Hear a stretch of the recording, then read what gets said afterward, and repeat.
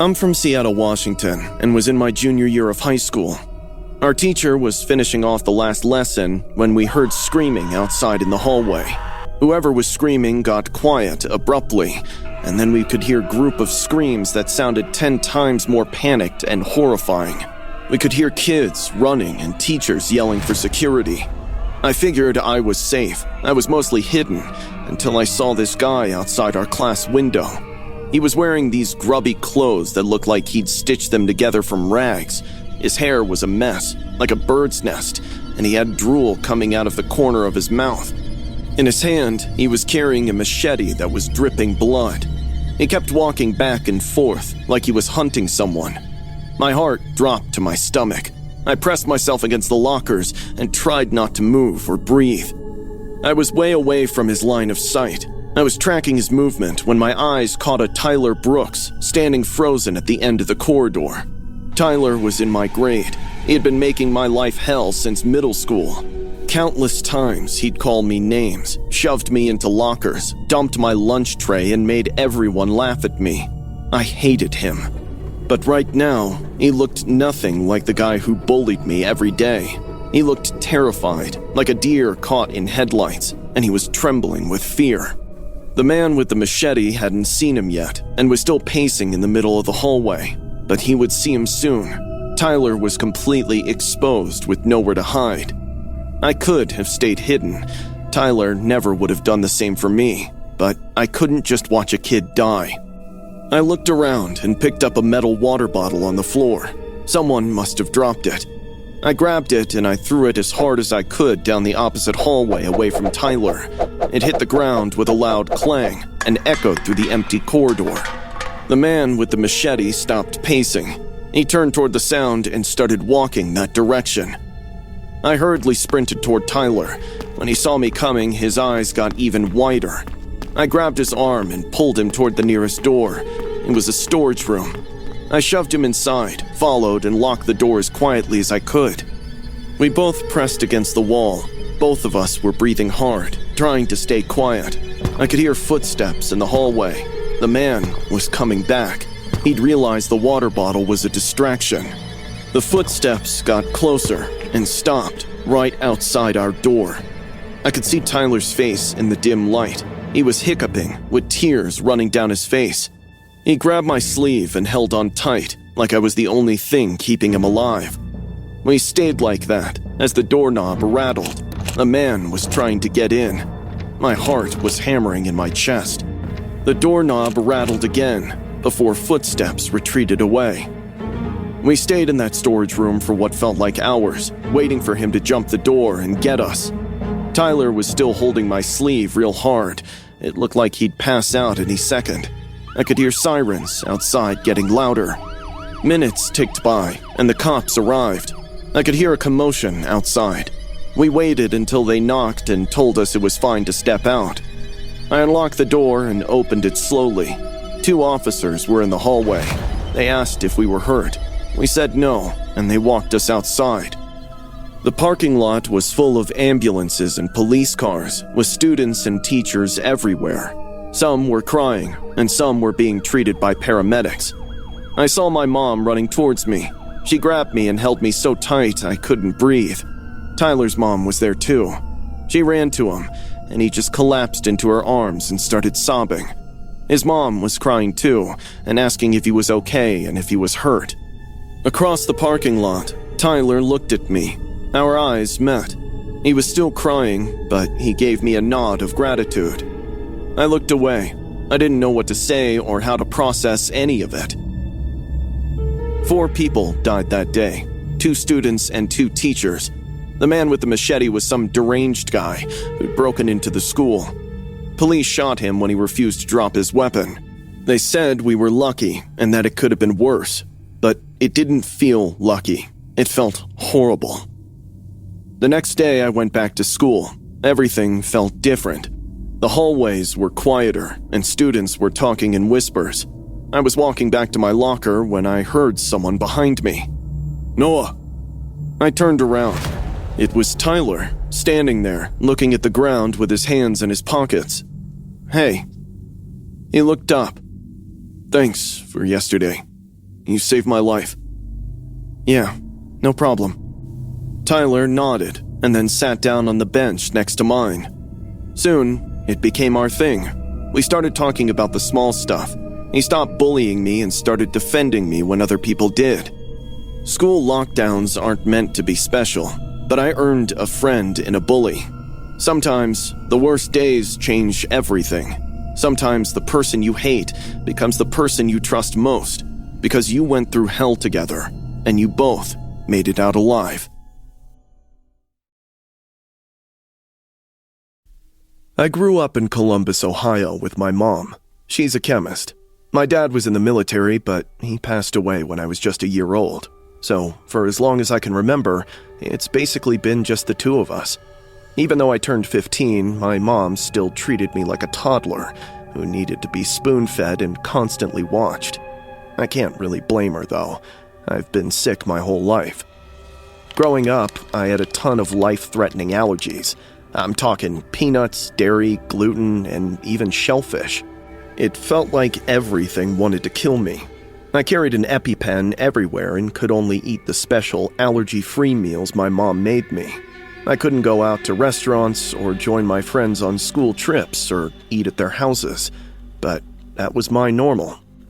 As Mother's Day got closer that year, my mom became even more protective than usual. She started packing all my meals for school, checking my room every night before bed, and even went through my backpack each morning. I didn't mind it, though. I knew she loved me and only wanted to look after me. Until that Friday, I accidentally ate a forbidden food. My best friend Jake brought cookies that his mom made. "Dude, just have a bite. I swear they're like heaven." "I know, but I can't. You know that." "Seriously? There's nothing in here you can't have. It's just oats and honey. Homemade, like I told you." "Really? Are you sure? I can't risk it." "I'm positive. Come on, live a little. Try one." So, I did. Jake waited until I swallowed, before casually admitting that his mom had added gluten and even some dairy. I instantly started hyperventilating, bracing myself for my throat to close up and the hives to hit. But, surprisingly, nothing happened. I felt completely fine. I was totally confused. Maybe these ingredients were fine after all. Maybe I'd been wrong about what I was allergic to. I started digging into it, questioning stuff I hadn't noticed before. When was the last time I actually had a reaction? I couldn't remember. All my symptoms only ever flared up at home, even though I was doing everything Mom told me to. It never happened at school or anywhere else. Still, to be sure, I started an experiment and stopped eating the lunches my mom packed. I threw them away and bought cafeteria food instead. Their food definitely had tons of dairy and gluten, but it did nothing to me. In fact, after a week or so, I felt better than I had in years, with more energy and less stomach pain. Dread started creeping in. I badly wanted to deny the truth, but the doubts wouldn't leave my mind. So, the weekend my mom hit up Costco, I snuck into the kitchen and started going through the cabinets. I was checking labels, looking at ingredients. That's when I stumbled on these bottles of meds, totally hidden in the back of the pantry, tucked away behind the cereal boxes. I'd never seen any of them before. The labels had these weird chemical names I didn't recognize, and none of them were the prescribed names I remembered from my doc visits. So, they definitely couldn't be mine. I took pictures with my phone and looked them up online. To my horror, it turned out to be a slow poison that would make someone sick without ever killing them. The listed symptoms were exactly the ones I'd had my whole life. I couldn't believe what I was seeing and felt like throwing up. My own mom had been doing this to me. But why? What kind of person even does that to their own kid? I put everything back exactly how I found it and kept quiet. I wanted to sort my thoughts before I made a decision. I wanted to know the truth. It was Mother's Day. Mom made this huge breakfast with pancakes, eggs, and bacon. Every dish on the table was my favorite. She was beaming ear to ear as she slid a plate in front of me. Eat up, sweetheart. I made it special for you. I looked at her and then to the food. I'm not hungry. I pushed the tray away. Her smile faltered. You have to eat. You need your strength. I said I'm not hungry. She stared at me, and the warmth drained from her eyes. In that instant, I knew she realized I'd uncovered her secret. My heart started pounding in my chest. You stopped eating my lunches. She snickered. I neither admitted nor denied. And you feel better. Yeah, I feel great, which actually makes me wonder what's been making me sick all along. I waited for her to snap, but her face remained totally calm. You weren't supposed to figure it out, Daniel. Why? Why did you do this to me? Because you were the safest when you needed me. You were growing up and wanting independence, and I couldn't let that happen. You needed to stay mine. You're all I've left. I stood up and started backing away from the table.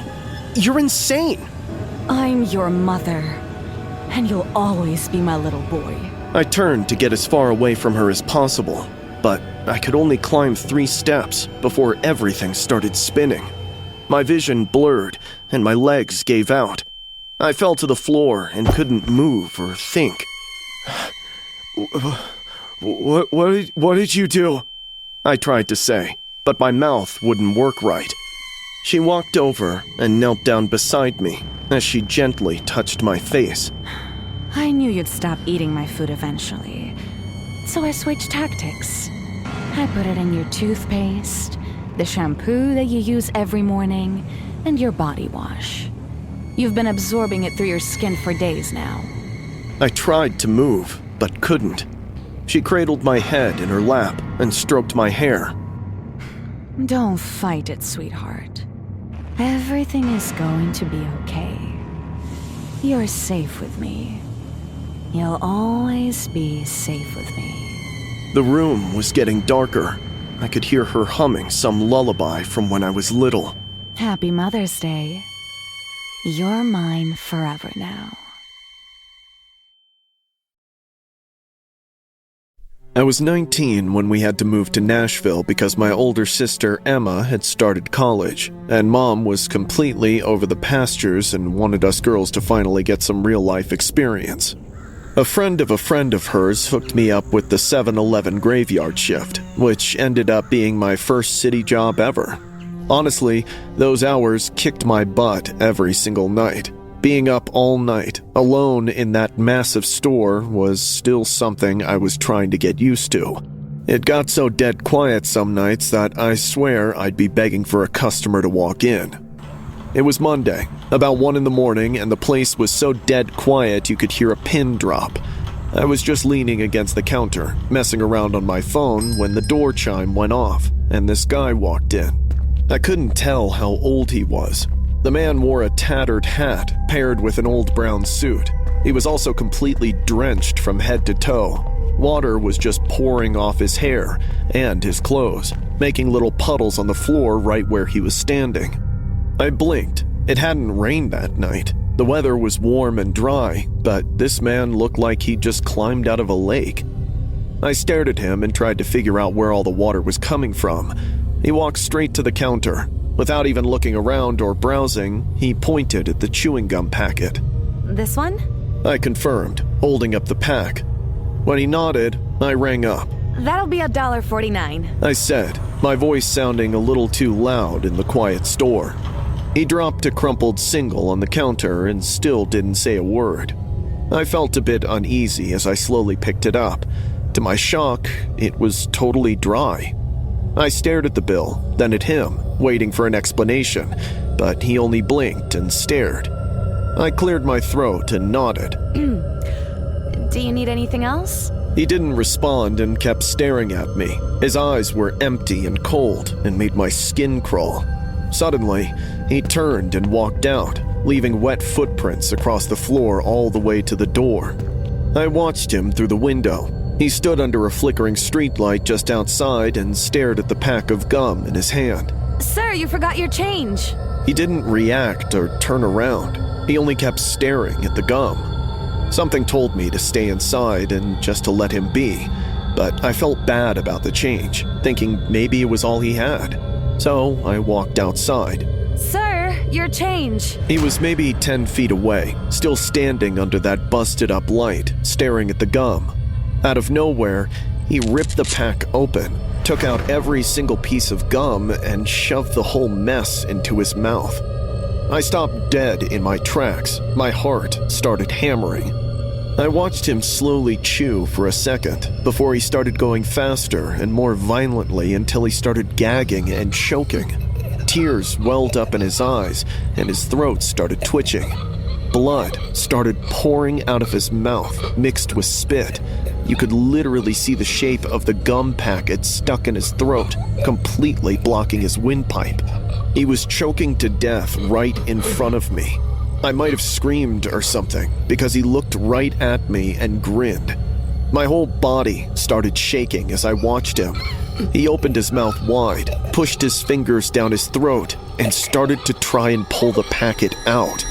Blood gushed everywhere, down his chin and his shirt and pooling on the ground. He was making these wet gurgling sounds, yet wouldn't stop trying to pull it out or smiling. I opened my mouth to scream, but couldn't. I had started sobbing. Finally, I snapped out of it and ran back inside. I locked the doors and called 911. There's a man outside choking. He's bleeding. Please hurry. I saw him through the window. Even though he had crumpled right under that streetlight, he was still trying to get that gum out, grinning the whole time. His body was shaking all over, like he was having a fit. When the cops finally got there, he was completely still. The paramedics tried to help him, but it was too late. He was dead. They pulled the gum packet out of his throat, and he was covered in blood. The police asked me questions, what happened and what I saw. I told them everything I could. They exchanged looks and said he was probably a hobo on drugs, that I shouldn't blame myself when there was nothing I could have done. But I can't shake the image of his smile and how he looked right at me while all that blood was pouring out. He didn't look like he was high. He was totally calm, like he was doing exactly what he wanted. And I can't forget the water either. Where the hell did it all come from? They never figured it out or found a source. I quit that job 2 weeks later. I told Mom I couldn't do it. I couldn't be alone in that store at night or stand near that streetlight or sell gum without seeing his face. She understood and helped me find a job at a library not far from our home. I'm starting my post-graduation this year, but I still can't be alone after dark or handle the quiet or stop thinking about it. And I keep wondering if he came there on purpose, and if he knew what he was going to do, and if he chose me to witness it. And I'll never know why. I downloaded Omegle one snowy night right in the middle of Christmas break. I was a freshman in University Park, Nottingham, and was stuck in my dorm while my parents were off somewhere tropical, living their best life traveling the world. The place was a ghost town, and honestly, I was feeling so damn alone. Talking to random strangers on some social platform sounded exciting. The first few nights were exactly what you'd expect from Omegle. I came across endless spam bots, weird guys, and people doing things I didn't want to see. I was almost ready to delete the app when I connected with this chick named Lena. She was stunning, with long, straight, dark hair and gray eyes that matched the color of her hoodie. She looked about my age and was sitting in a dim room with only a desk lamp throwing a small circle of yellow light. She smiled and said hi, and I turned into a poodle. Lena was sweet, calm, and funny. We talked for about an hour the first night. She asked what I was studying, what my dorm was like, whether I had a single room or a shared one. I told her I had a roommate, but that he was out a lot. She nodded and said that sounded nice. We connected the next day, and the day after that. By the fourth day, I was seriously looking forward to our calls, replaying every single second of our conversations, which made me notice how little Lena moved. Like, where most people on video calls fidget, check their phones, or glance away, Lena would just sit for hours, still as a statue, staring straight into the camera. Her smile felt weirdly delayed, too. It showed a beat later than it should have, as if her muscles had to fight a battle before stretching. I figured she was probably tired, maybe a little socially awkward, which, honestly, kinda made me like her more. It was the night before Christmas Eve, and Lena got there a little early. We were chatting about what we were doing for the holiday when, right in the middle of it, she steered the talk toward more personal stuff. What floor are you on? I'm on the 5th floor. Does your building have a security desk? Yeah, but just during the day. Why? What time does your roommate usually leave in the morning? Around 8? Lena, is there something wrong? Oh, I was just intrigued. The questions made me really uneasy, but I just shrugged them off, figuring she was probably only trying to get to know me better. The next evening, we were chatting normally. I was telling her about this cool restaurant I'd recently checked out, when, out of the blue, she asked me to switch off my lights. I laughed, thinking she was goofing around, but Lena insisted she was serious. I like talking in the dark, Ryan. It feels more honest somehow. I told her that was a weird reason. She insisted I try. So I got up and turned off the lights. Now the only light left in the room was coming from my screen. Comfortable? Yeah. Will you please come closer to the camera? I want to look at you properly. I leaned closer. Lena was staring at me, so I focused on her face too. Honestly, something about it seemed off. It was tighter, like her skin wasn't sitting right. I blinked and got even closer, trying to figure out what the heck I was seeing. Suddenly, she sneezed. The wig moved, only a tiny bit, but it was enough for me to see the real wrinkled scalp that didn't look like a woman's head. My mind completely froze up for a couple of seconds, before it finally dawned on me. I guess the anger and disgust must have been written all over my face, because Lena's smile totally vanished. She blinked, let out a big sigh, and mumbled, You're not supposed to see that. Suddenly, the camera started shaking like crazy. The angle got wider, and I could see more of his room. There were clothes dumped on the floor, a chair in the corner, and a bunch of wigs in different colors and lengths hanging on hooks on the wall.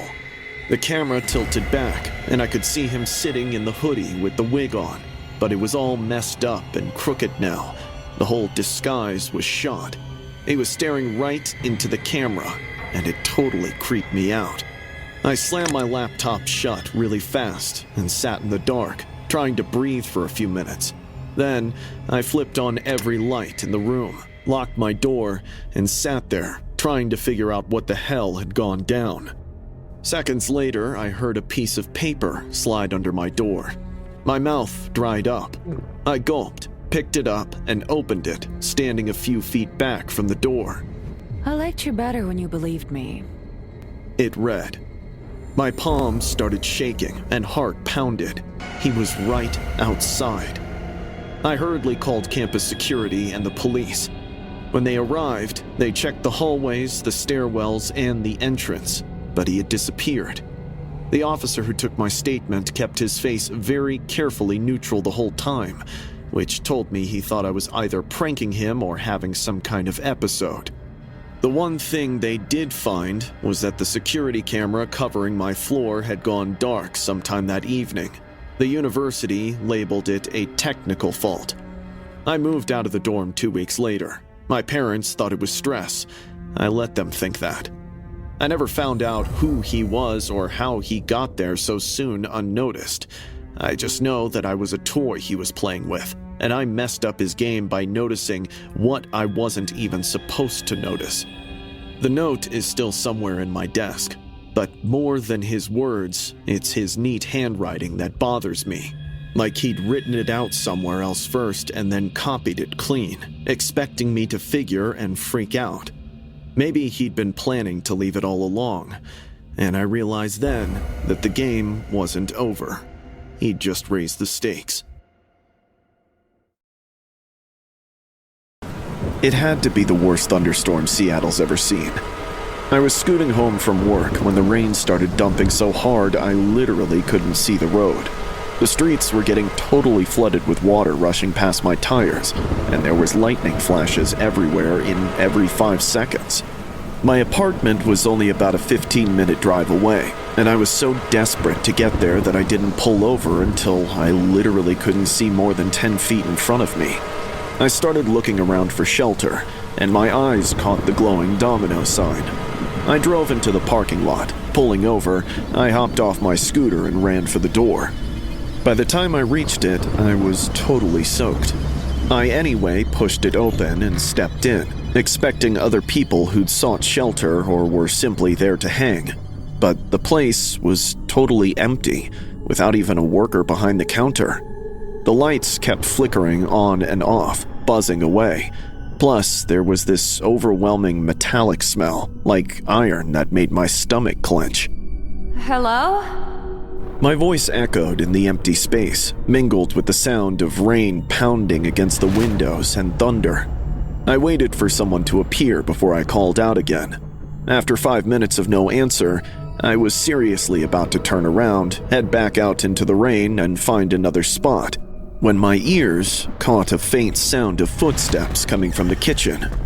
A minute later, this chubby guy with blonde hair and a bushy beard emerged through the swinging door. He looked to be in his mid-40s and was wearing a Domino's uniform, but it looked too tight for him. The shirt was wrinkled and stained.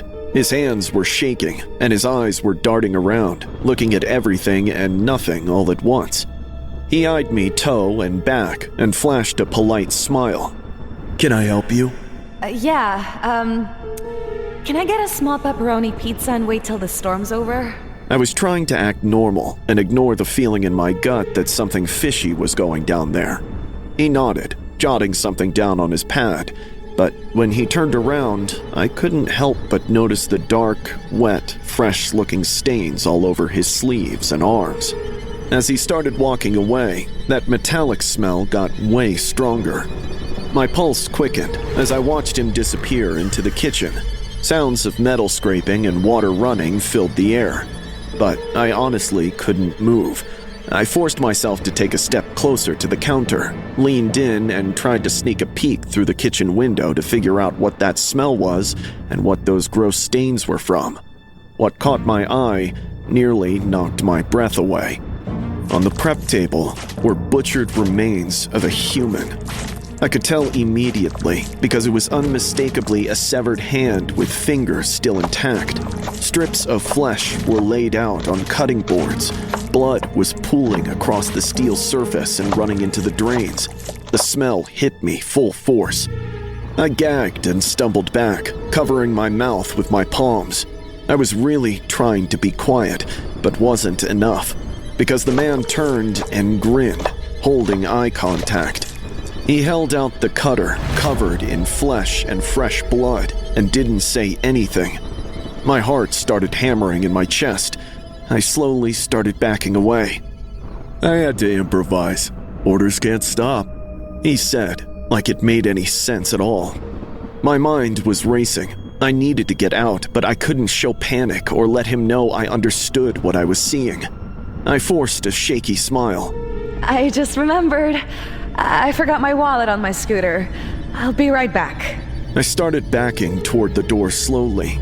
He watched me, but he didn't move. He kept holding the bloody cutter out. "Oh, you sure?" His head tilted slightly, like he was analyzing me and trying to decide whether I was worth the trouble or not. Yeah, just 1 second. I nodded frantically and kept backing up. My hand reached behind me and found the door handle. He hesitated for a second before I yanked the door open and sprinted into the rain. He was chasing me with footsteps pounding. I got to my scooter and fumbled with my keys. My hands were shaking. He grabbed my arm and the blade grazed my skin. I screamed and pulled away. I slipped on the rainwater and fell, but scrambled right back up, got on my scooter, and turned the key. The engine sputtered. Come on. I mumbled, tapping my foot impatiently. He was reaching for me with the cutter raised. The engine roared.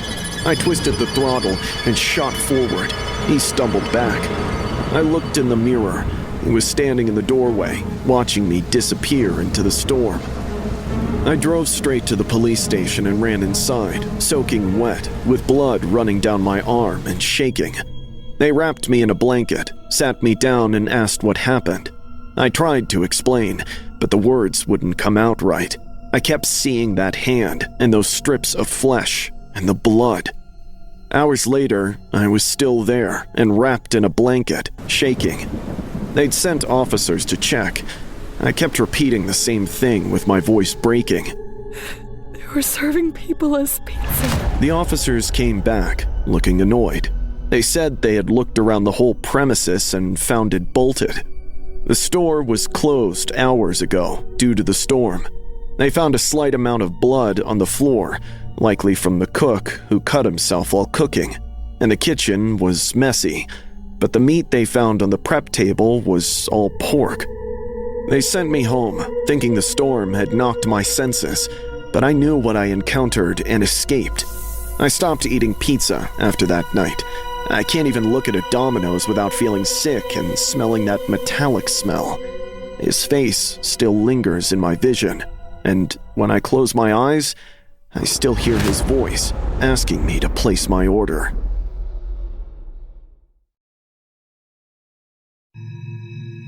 It was one of the coldest nights of Atlanta. I had just hit 17 and felt like I could conquer the world. So when my buddies dared me to break into this rundown house and film myself wandering around for 10 minutes, I was like, bet, without even thinking twice. They said it would be easy because nobody had lived there for years. I thought it would be a quick thrill, and I'd later post it online and get views. The house was on the edge of town, in a rundown neighborhood with an overgrown yard and boarded-up windows. It looked properly abandoned, like nobody had been there in years. I went around to the back and found a window with broken glass and climbed through. My phone was already recording. I needed 10 minutes of footage to prove I'd done it. The moment I stepped inside, I regretted it. The kitchen was disgusting, with rotten food on the counters and plates covered in mold. Cockroaches were crawling on every surface. The smell was so awful I nearly threw up. It felt like something had died in there, but I'd already started and had to finish the challenge. I moved through the kitchen into a hallway and found a downstairs bedroom. There was a stained mattress on the floor, with needles scattered around it and empty bottles. Peering at them, I realized it wasn't an abandoned place, but a neglected house, and someone could actually be living there. I should have left right then. I knew I was intruding, but I was already 5 minutes in and needed 5 more for the challenge. I kept filming and walking through more rooms. Everything was filthy with trash everywhere, and water damage on the walls and mold growing in the corners. I made my way up the stairs as they creaked like crazy under me, almost giving way. Once I got to the top, there was a hallway with 3 closed doors. I walked toward the last one, probably the master bedroom. All of a sudden, I heard a woman screaming, totally pissed off from inside the room. You ruined my submission! That was for the design competition! I told you 100 times not to touch my desk while I was out! Oh, come on! It was just a little spilled coffee, and I tried to wipe it. Stop being so dramatic. A man's voice roared back, laced with aggression. You always gotta make a big deal out of everything. It's not like I did it on purpose. My stomach dropped. Someone was definitely in there.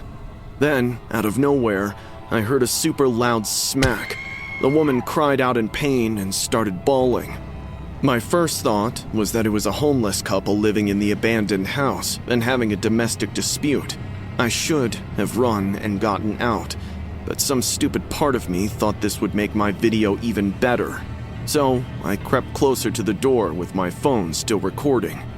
It was slightly ajar and I peeked inside. What I saw made my heart stop. The guy was just standing there in front of the mirror, wearing only his boxers. His face was a mess, caked with thick, smudged makeup. He was arguing with his reflection, switching between a deep man's voice and a woman's voice. The woman's voice would scream something, and then the guy's voice would scream right back.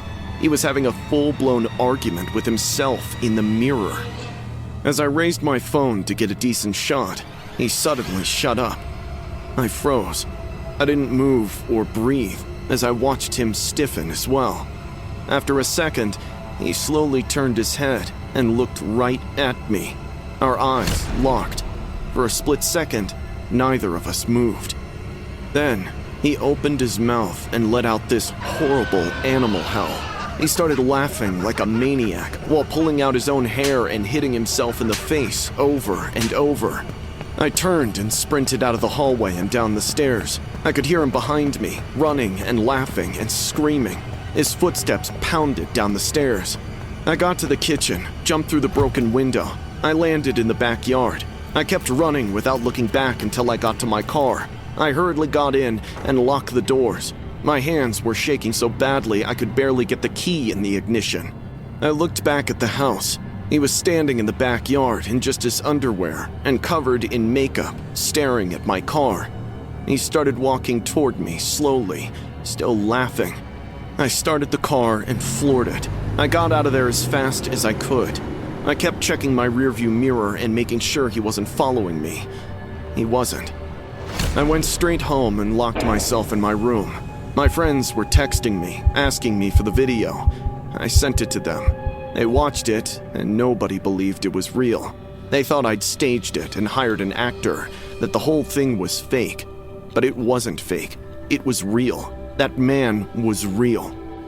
I called the police and told them what happened. They said they'd check it out.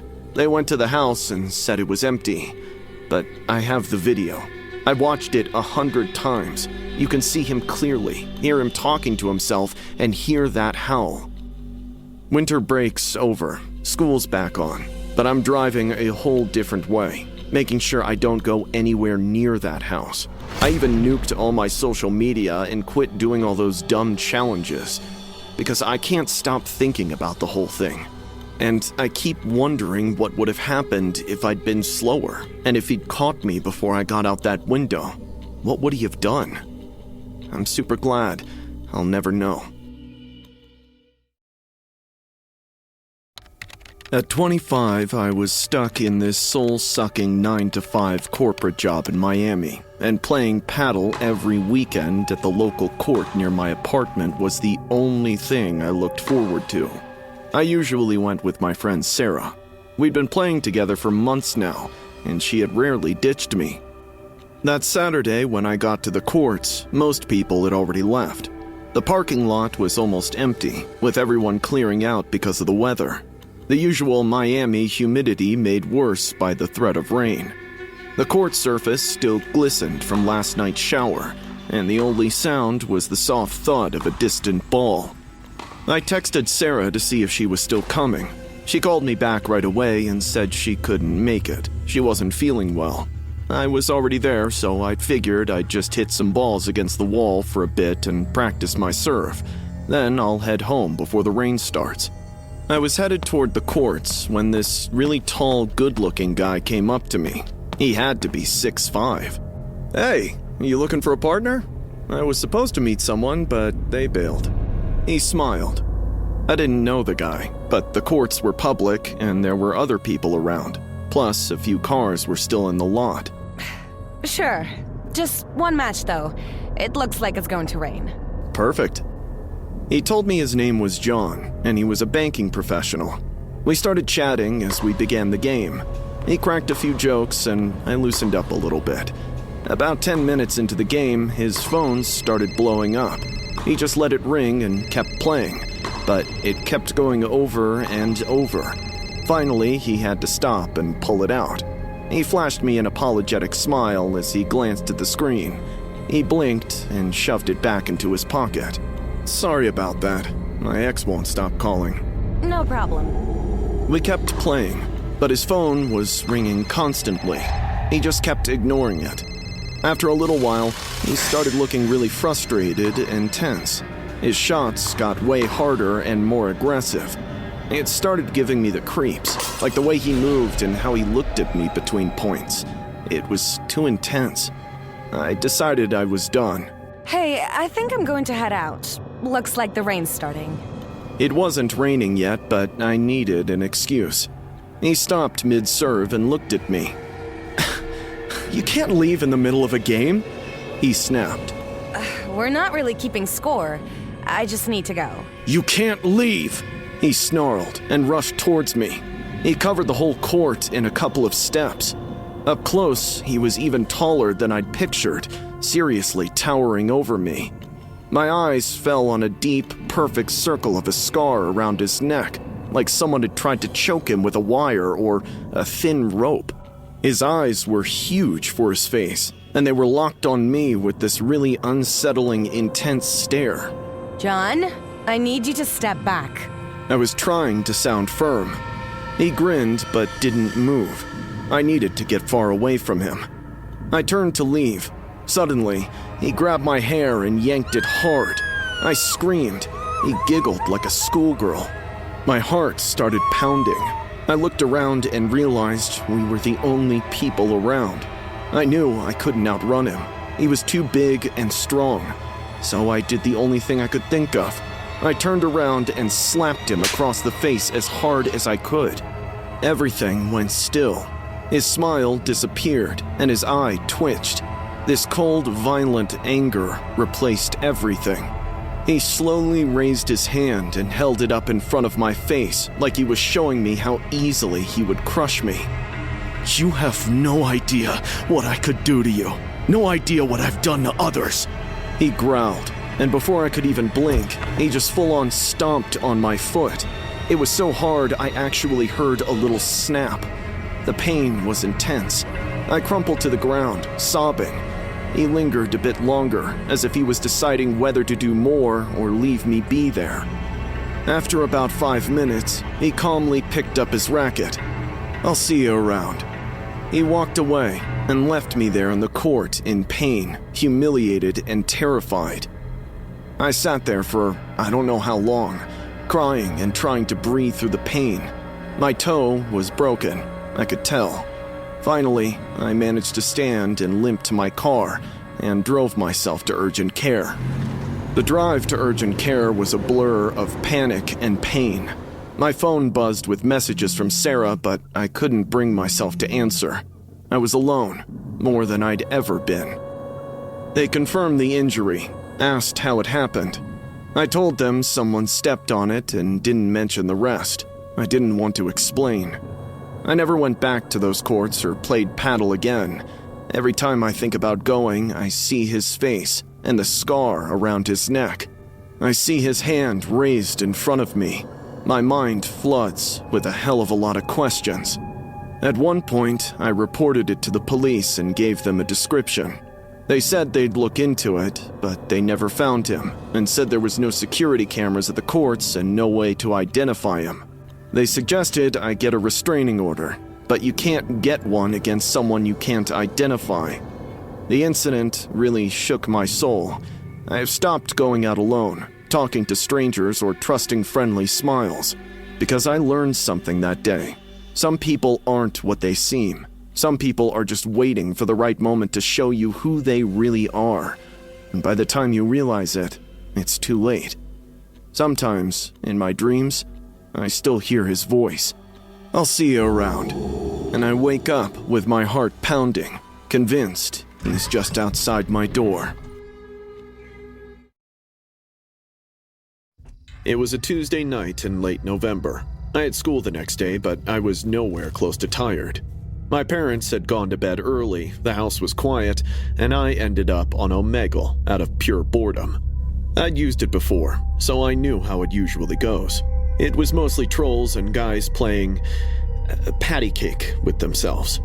I kept skipping, searching for someone interesting enough to intrigue me. I cycled through maybe a dozen people before I landed on the guy who looked about my age. He was sitting in a dim room. I couldn't make out much. The glow of his monitor lit his face. He was wearing a black hoodie, and there was a blank wall behind him. He looked like any quiet, forgettable guy you'd pass in a parking lot. I was about to skip him too, when he nodded his head and mumbled a hi. "I'm Jake." I smiled. "Brandon." We did the usual small talk. Where are you from? What time is it there? He seemed calm.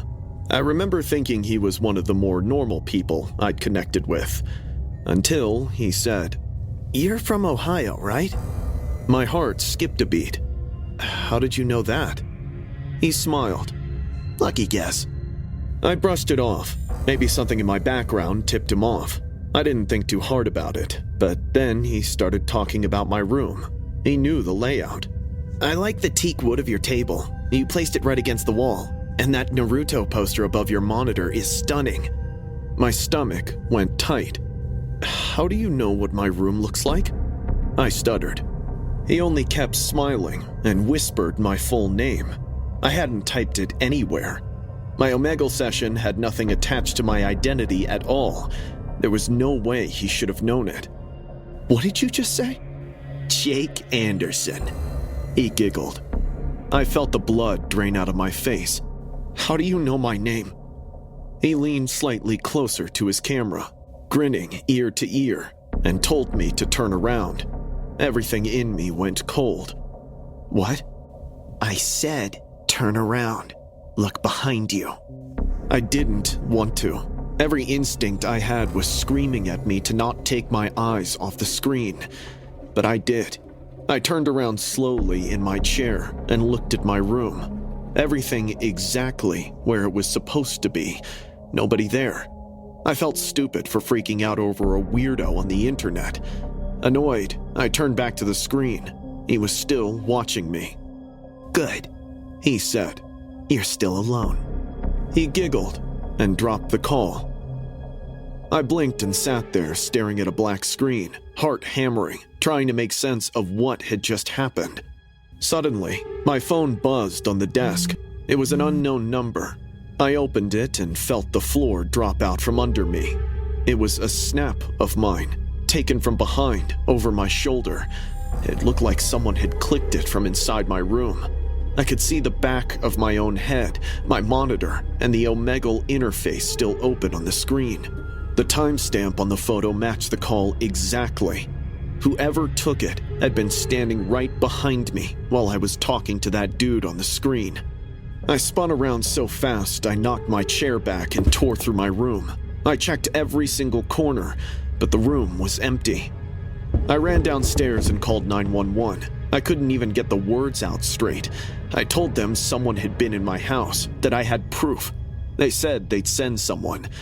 I sat on the living room couch with every light in the house on and waited. By the time the officers showed up, my parents were right beside me. They searched the whole place, but everything was normal, until one of them called out from the kitchen. He had found a dead crow in the sink, with its wings torn clean off. Its feathers matted in blood, smeared across the white porcelain. It hadn't been there when I came downstairs. My family didn't even own a bird. The second officer checked the back door. The lock had been forced. Someone had broken in, left that thing in our sink, stood over my shoulder long enough to take a photograph, and walk out without making a sound.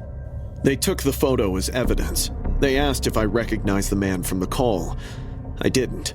They said they'd investigate and told my parents to change the locks. My mom couldn't stop shaking. My dad didn't say much, but he kept walking through the house long after the officers left, checking things they'd already checked. We didn't sleep that night. All of us sat in the living room with the lights blazing until the sun came up. The police never found him. They didn't even have a trace to begin with. The case went cold within a few weeks. I've had a lot of time to think about it since, and have come up with a lot of permutations and combinations, but nothing makes sense yet. How could he know my whole name? How did he show up in my house while my parents slept downstairs and snap a pic while I sat in the same room? And what's up with the crow? Was it a message or a demonstration of some sort? Maybe he wanted me to know that he could get to me whenever he decided to, that my locks, my sleeping parents, and my sense of being safe in my own room meant absolutely nothing to him. It has been years. I stopped using Omegle the same night. I don't chat with strangers on random platforms, but because I learned something that night that I can't unlearn. Sometimes the stranger on the other side of the screen isn't on the other side at all, and by the time you find out, they're already close enough to take a picture.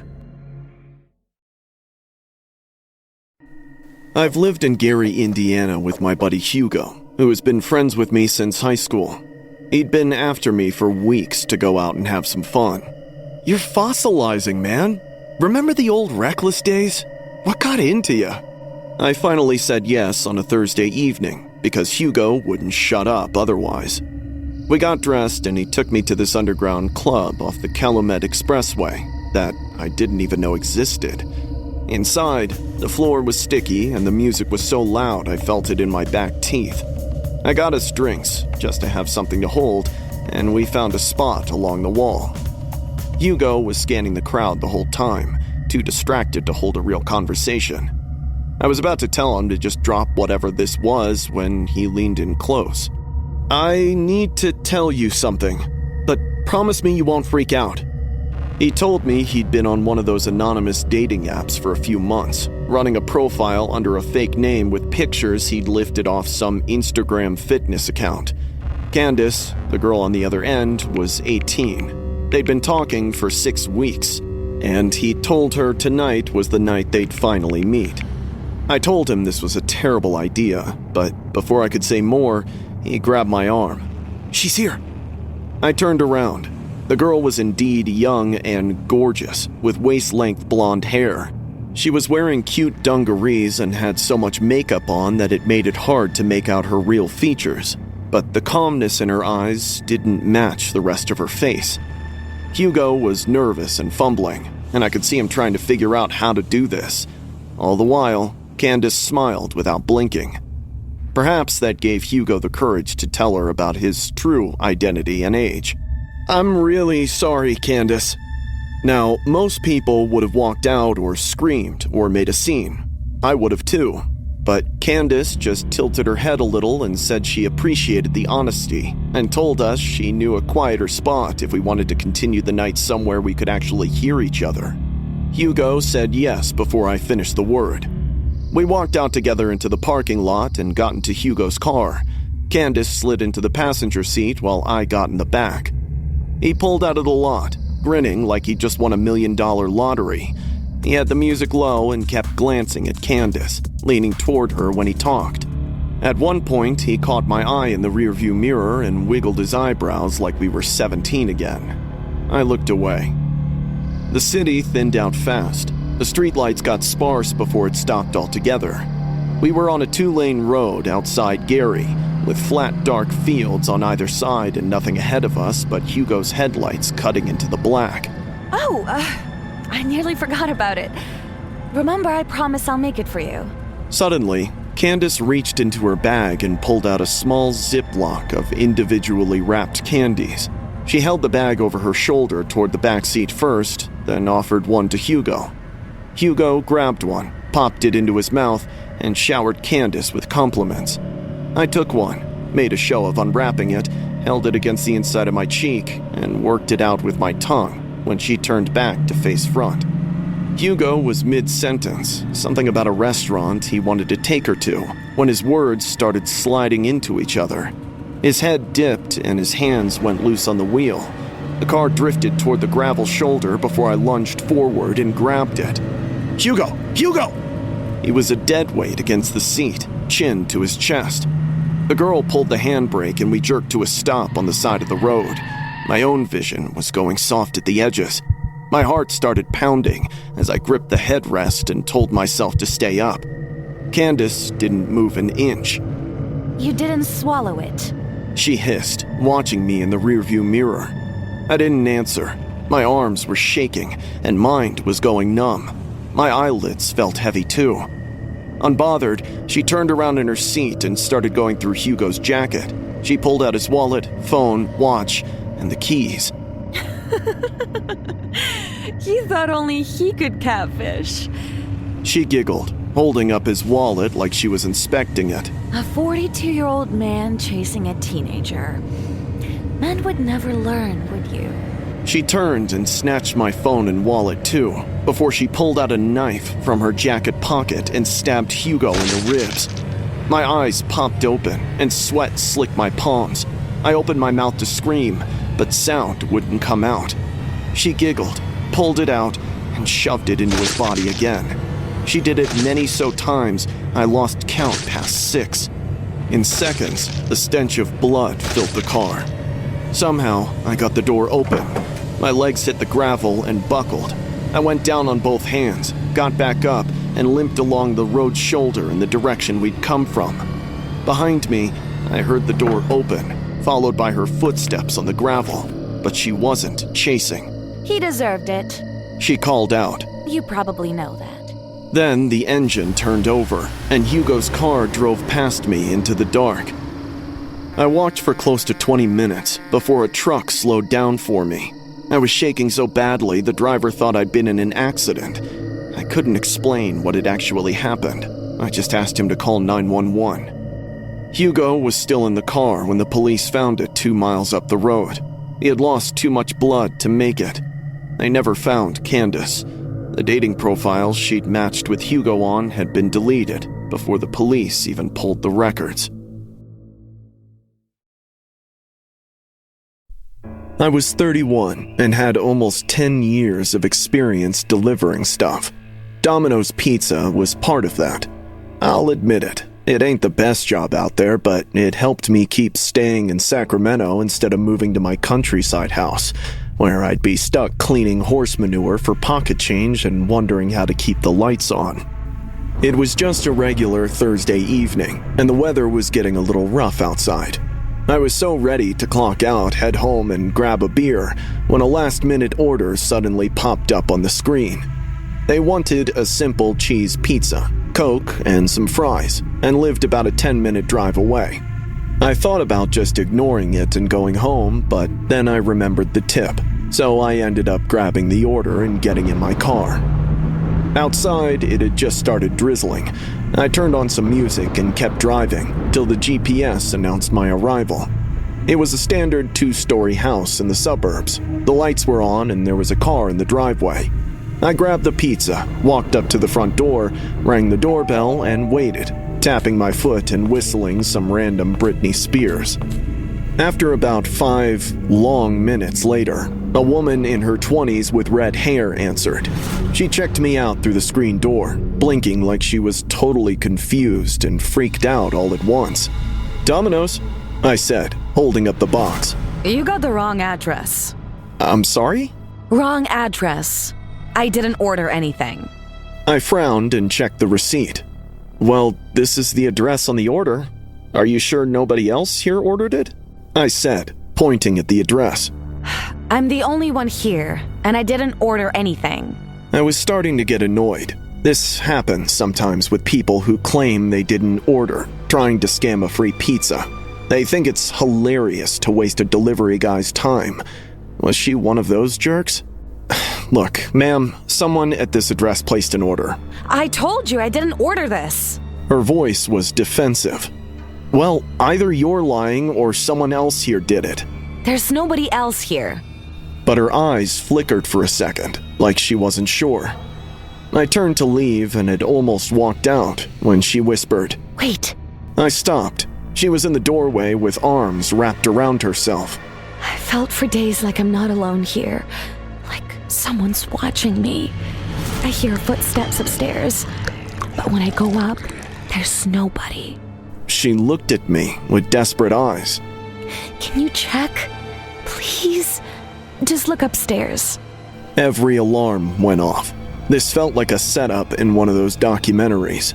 "Ma'am, if you think someone's in your house, call 911, not a pizza guy." Please? I just need someone to look. "Well, then call the police. I'm not going in there," I said, turned around, got into my car, and started the engine. But I still had this super eerie feeling. Did she seriously need help? Was I being a total selfish jerk? I glanced in my rearview mirror and caught a faint shadow. I immediately snapped my head back, and sure enough, a figure was standing absolutely still in the upstairs window, peering at the street. My stomach dropped, and my palms turned sweaty. She said she was alone, but someone was upstairs and watching us. I grabbed my phone and called 911. Hey, my name's Simon, a Domino's delivery driver. Look, this woman says she's alone, but someone's in the upstairs window. I think someone broke in. I gave them the address. The operator said officers were on their way. The woman was still in the doorway. I wanted to warn her, but the figure was still there. I didn't want her to panic and end up hurt. So I stayed in my car with the engine running and waiting. Sirens came minutes later. 2 patrol cars pulled over. Officers got out and I explained what I'd seen. They approached the house and went inside. After 20 minutes, they came back out. One officer walked to my car. You can go. We've got it from here. Is she okay? He didn't answer right away. We'll be in touch if we need a statement. I nodded and drove home, but I kept tossing in my bed the whole night. I couldn't stop thinking about that figure and the young woman. The next morning, 2 officers showed up at my apartment and asked me to come down to the station and answer some questions. I went and sat in a small room. They asked me to describe everything I saw and everything the woman said. I told them. When I finished, I asked the question that had been eating at me all night. Is the woman okay? Is she safe? One officer looked at the other and then back at me. She's not the homeowner, Mr. Simon. My blood went cold. What? The real owner was found mutilated upstairs in the bedroom, dead for at least 3 days based on decomposition. I couldn't breathe or process what he was saying. The woman you delivered to had been living in the house since she killed him. We're still piecing together how she got in and why she stayed, but the strangest part is, he pulled out an evidence bag with a phone inside. The victim's phone placed the pizza order, not hers. That's impossible. She swears she never touched his phone, but the order was placed at 11:03 p.m. from his phone, from upstairs. I felt sick. The officer told me the woman kept saying the same thing over and over, claiming that the dead man would not stay dead. She said it was why she called for help and why she asked me to check upstairs, because she could hear him moving around up there. The officers thought the woman had lost her mind and that the crime of heat often led to such delusions. They wouldn't understand what she meant when she said, "I do." I lived with my mom and dad in Boston, in a house right across from the park. My mom was a marketing consultant, and my dad was an attorney. Until a couple of months ago, Mom worked from home and was always the one who kept the house running. Eventually, her company called her back into the office full-time, and with the long commute and exhausting hours, she just couldn't keep up. So, she hired Miss Carter to help her. She was this quiet, middle-aged woman who hardly ever spoke above a whisper. She started coming every day. She'd arrive in the morning and leave in the evening. At first, everything seemed perfectly normal. Mom was satisfied with her work. She cleaned, did the laundry, and made dinner. All of a sudden, she started acting weird towards me. She'd cook exclusive meals for me and made special things she said were my favorites, even though I'd never told her what I liked. She'd rearrange my room without asking, move my stuff around, and change where things were.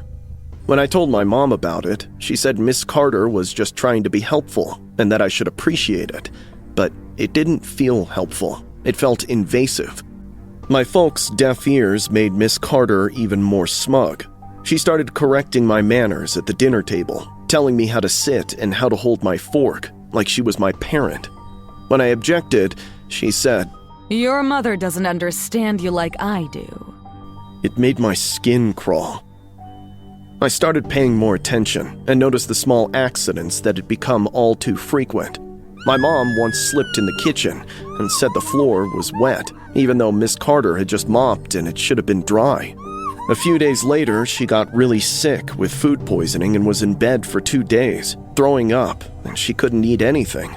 Miss Carter brought her soup and tea and took care of her, but it was Miss Carter who had been the one to cook dinner that night my mom got sick. 3 days later, my mom almost fell from the second-floor balcony while having her morning coffee. She was leaning against the railing, and it gave way and broke. She caught herself and didn't fall, but she could have, and she could have died. When my dad checked the railing, he said it was loose, like the bolts had been unscrewed. He fixed it and said it must have been old and worn out, even though we just had the whole balcony redone last year. I started putting it together. All the accidents happened after Miss Carter started working here, and they all happened to my mom, never to my dad or me. I was convinced Miss Carter was behind it, and that she was trying to hurt my mom on purpose. So, one evening, I gathered up the courage, went to my dad, and told him everything. He listened patiently, but told me I was being ridiculous and that I was imagining things. Miss Carter is a kind woman trying to help our family. You should never accuse people without proof. It's wrong and unfair. I tried to argue, but he wouldn't listen. That Mother's Day, Mom was over the moon. She'd had the day off and was planning this dinner for days. Miss Carter helped cook. I watched her the whole time, especially everything she put in the food, but couldn't find anything out of place. The dinner was normal. We ate, talked, and laughed. My parents allowed me to stay up late to watch a movie, and when it was time for bed, Mom tucked me in at around 10. I fell asleep shortly after. A couple of hours later, I woke up to a sound, feeling a presence in my room. I opened my eyes to find Miss Carter standing beside my bed in the dark, smiling down at me. I froze. I couldn't move or scream. Don't worry. I'll be a better mother to you. Leaning closer, she stroked my cheek and whispered in my ear. Suddenly, I found my voice and screamed as loud as I could. My dad came running. He turned on the light and saw Miss Carter by my bed. "What's going on?" he asked her, even though I was the one who had screamed. He and Miss Carter shared a look. Tell him. She grinned. My dad closed the door and locked it. My stomach dropped and heart started pounding. Miss Carter isn't just our house help. She's very important to me. We've been together for a while, and we've decided it's time for a change. Time for your mother to go and us to be a family. I couldn't breathe. Wait, the accidents? You were in on it? I gasped. We were trying to make it look natural, but your mother kept surviving. We're done waiting. Miss Carter moved toward me. I jumped off the bed and ran to the door. It was locked. I rattled the handle. My dad grabbed my arm. I bit him hard and he let go. I ran to the window. It was already open. It was a long drop, but there was a tree. Miss Carter was approaching me with a lamp in her hand. Before her fingers could reach out, I climbed out and grabbed the branch. It cracked, but held. I climbed down and scraped my hands, and I hit the ground running. I could hear Dad yelling from the window. He had jumped after. I blindly sprinted to the neighbor's house and pounded on the door, screaming. Fortunately, they were up too, and opened it right in time. I hurriedly got in and told them everything, as Dad pounded on the door outside. They called 911, and when the cops came, they found my mom locked in the basement, with a poly bag tightly wrapped around her head. She was barely breathing. My dad and Miss Carter had run away. I stood outside and watched the ambulance drive away with my mom inside. The police still haven't found my dad or Miss Carter.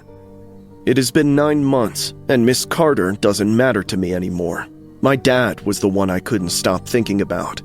He's gone, and no one knows where he is, but he is the person I trusted most, and he turned out to be someone I didn't know at all. Monsoon season showed up early in Nashville that year. I was 10 and home alone with my mom. My dad was out of town on a business trip. The city was getting hammered by a bad thunderstorm. It was so intense, everything was pitch black, even in the middle of the day.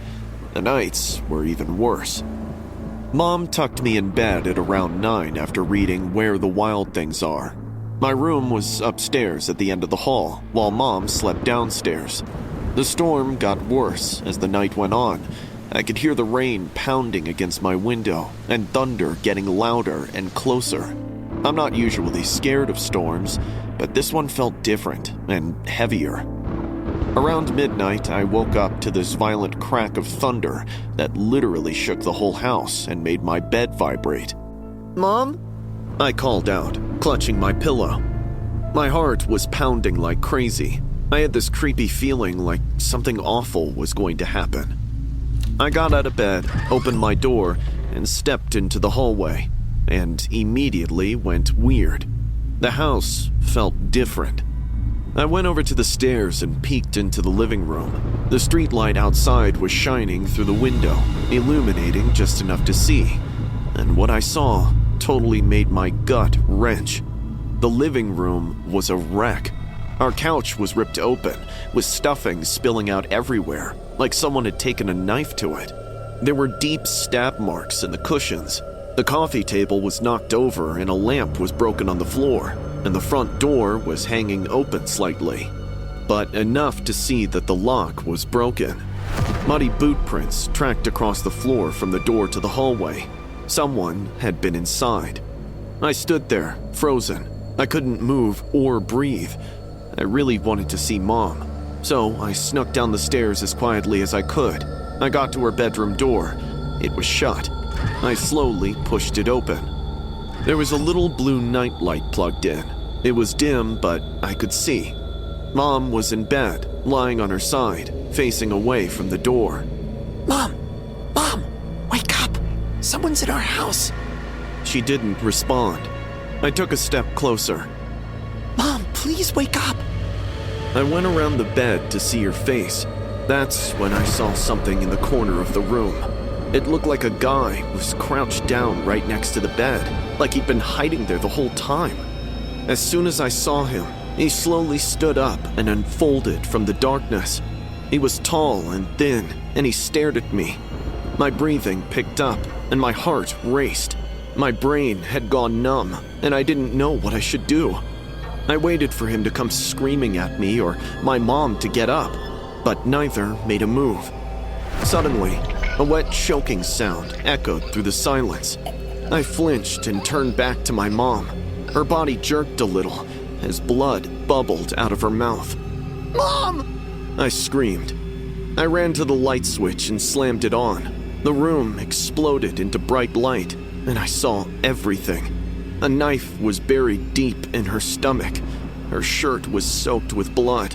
Her eyes were open but empty and staring at nothing. That choking sound had been her last breath. I looked back at the corner. The man was still there and staring. Before he could even take a step forward, I screamed and bolted out of the room and out the front door into the street, screaming for help. A neighbor heard me and called 911. I don't remember much after that. Everything went black. I woke up in a hospital bed. There were police officers in my room asking me questions. What happened? What did I see? I told them everything I remembered. They wrote it all down and asked me to describe the man. I tried, but I couldn't remember his face, except that he was tall and thin, and that he had these bony hands, and that he stared at me without saying anything. The police told me they'd searched the house, but couldn't find him. He'd left through the back door. They found more muddy footprints leading out to the backyard. They were searching the area and looking for him, but they never found him or caught him. He just disappeared into the night, like he was never there. Except my mom was dead, so I knew he was real, and knew it wasn't a nightmare, even though I wished it was. Dad moved cities a month after the funeral. He has hired people who go on those trips. He hardly ever leaves me alone. I can't sleep in my own room anymore, and I sleep with Dad with all the lights on, because every time I close my eyes, I see that man standing in the corner and see him unfolding from the darkness. I see my mom's eyes staring at nothing, and I hear that choking sound. I fall apart all the time and tell my dad I wish the guy had killed me too. He said that act of mercy is the only reason he's still alive. The police said it was probably a robbery gone wrong, and that he broke in thinking nobody was home, that he panicked when my mom woke up and killed her. But I don't think that's true, because he had time to run when he heard me coming and had time to escape. But he stayed and hid in the corner and waited for me to find him. What did he accomplish by destroying our whole world? I'm from Sacramento, California, and I went to this public school in our vicinity.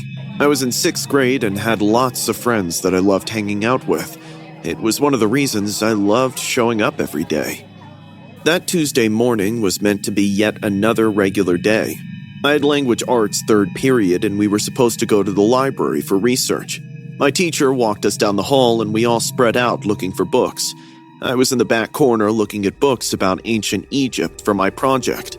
All of a sudden, I heard loud gunshots somewhere in the school. Initially, I figured it was just construction or maybe something busted, until the screaming started, and I saw people hauling butt down the hallways. My teacher screamed at us to take cover. A few kids bolted toward the library office, and others ducked behind desks. I saw the bottom shelf in the corner with barely enough space to fit if I made myself really small. Without thinking twice, I crawled underneath and pulled my knees to my chest, making myself as tiny as possible. The screaming outside was getting louder as the gunshots kept booming. They all sounded much closer now. I could hear people running right past the library. It went on for a few minutes before the screaming stopped, and everything went dead quiet. I was shaking like a leaf. I badly wanted to get home, but stayed glued under the shelf, trying not to move or make a single peep, as my mom had instructed I should do in such situations. I have no idea how long I was hiding there before I heard the library doors squeak open and heavy boots walk in. I held my breath and tried to shrink in on myself. The footsteps were slow and super deliberate, like someone was taking their time walking between the shelves. I could hear heavy breathing, almost like they'd been running or something. Seconds later, books started clattering to the floor from the shelves. I covered my mouth so I wouldn't make a sound as the footsteps kept moving, getting closer and closer to my hiding spot. I could hear a man's voice talking to himself. I couldn't make out words, but he sounded pissed off. The footsteps were going back and forth by the same shelves. I finally realized he wasn't actually looking for anyone. He was hiding too. When I listened carefully, I could hear faint police sirens. Could it be that he was hiding from the cops and had no idea I was even here? Minutes passed. The pacing stopped, and total silence prevailed. I stayed frozen under the shelf, with my legs cramping bad and my back hurting from being curled up. But I didn't move and barely breathed. Who? The guy suddenly jerked up as if he had sensed a presence. The shuffling resumed. He was really searching now, looking through shelves and checking behind desks and opening cabinets. I was about to cry. My heart was pounding so loud I was sure he could hear it too. I clamped my hand over my chest, but that didn't help one bit. He was just one shelf away now. I could see his boots through the gap, moving slowly. He'd stop and check before he moved again. I had to move. Pronto. I knew if I stayed put, he'd spot me in a second. I quickly wiped my face and started crawling inch by inch, keeping low and moving under the shelves toward the exit. The carpet was scraping my elbows. Suddenly, my backpack snagged on a shelf and made a tiny hiss. I froze. The boots stopped. He'd heard it too. I kept crawling, faster now. I didn't care about being quiet anymore. I could hear him moving faster too, searching frantically. I reached the end of the shelves. The exit door was maybe 10 feet away. I could see it and just had to get there. The boots were right behind me and getting closer. I stood up, ran, and shoved the door open with both hands as hard as I could. Right then, a gunshot exploded inches away from my ear. The bullet slammed into the wall right next to my head, and pieces of plaster hit my face. I screamed, but didn't stop. I kept running out the door and down the hallway. I could hear yelling behind me and several footsteps. The cops had made it inside. "Get down! Get down!" one of them yelled. I dropped to the floor and put my hands over my head. I heard more yelling and scuffling, and the sound of someone being tackled, followed by handcuffs clicking. "You okay, girl? You're safe now." A cop patted my back seconds later. I couldn't talk or move. I just lay there on the floor shaking. They carried me outside. There were ambulances everywhere and police cars. Parents were screaming and crying. My mom was one of them. The moment she saw me, she grabbed me and held me so tight I couldn't breathe. She was sobbing and saying my name over and over while I stood there numb. 5 kids died that day. 12 were injured. The man who came into the library was the shooter. He'd run out of ammunition and was hiding from the police when I was under the shelf. If I'd stayed there, he would have found me. He only had 1 bullet left, and he would have used it. My mom pulled me out of that school a month later. She decided I'd be homeschooled till I reached university. I miss the school days and hanging out with my friends, but I can't handle being in buildings with lots of people or loud noises. Can't handle silence either, because silence reminds me of hiding under the shelf waiting to be found. I hate what he did to all of us without actually having to kill. The worst part is knowing that it could happen again, anywhere, anytime.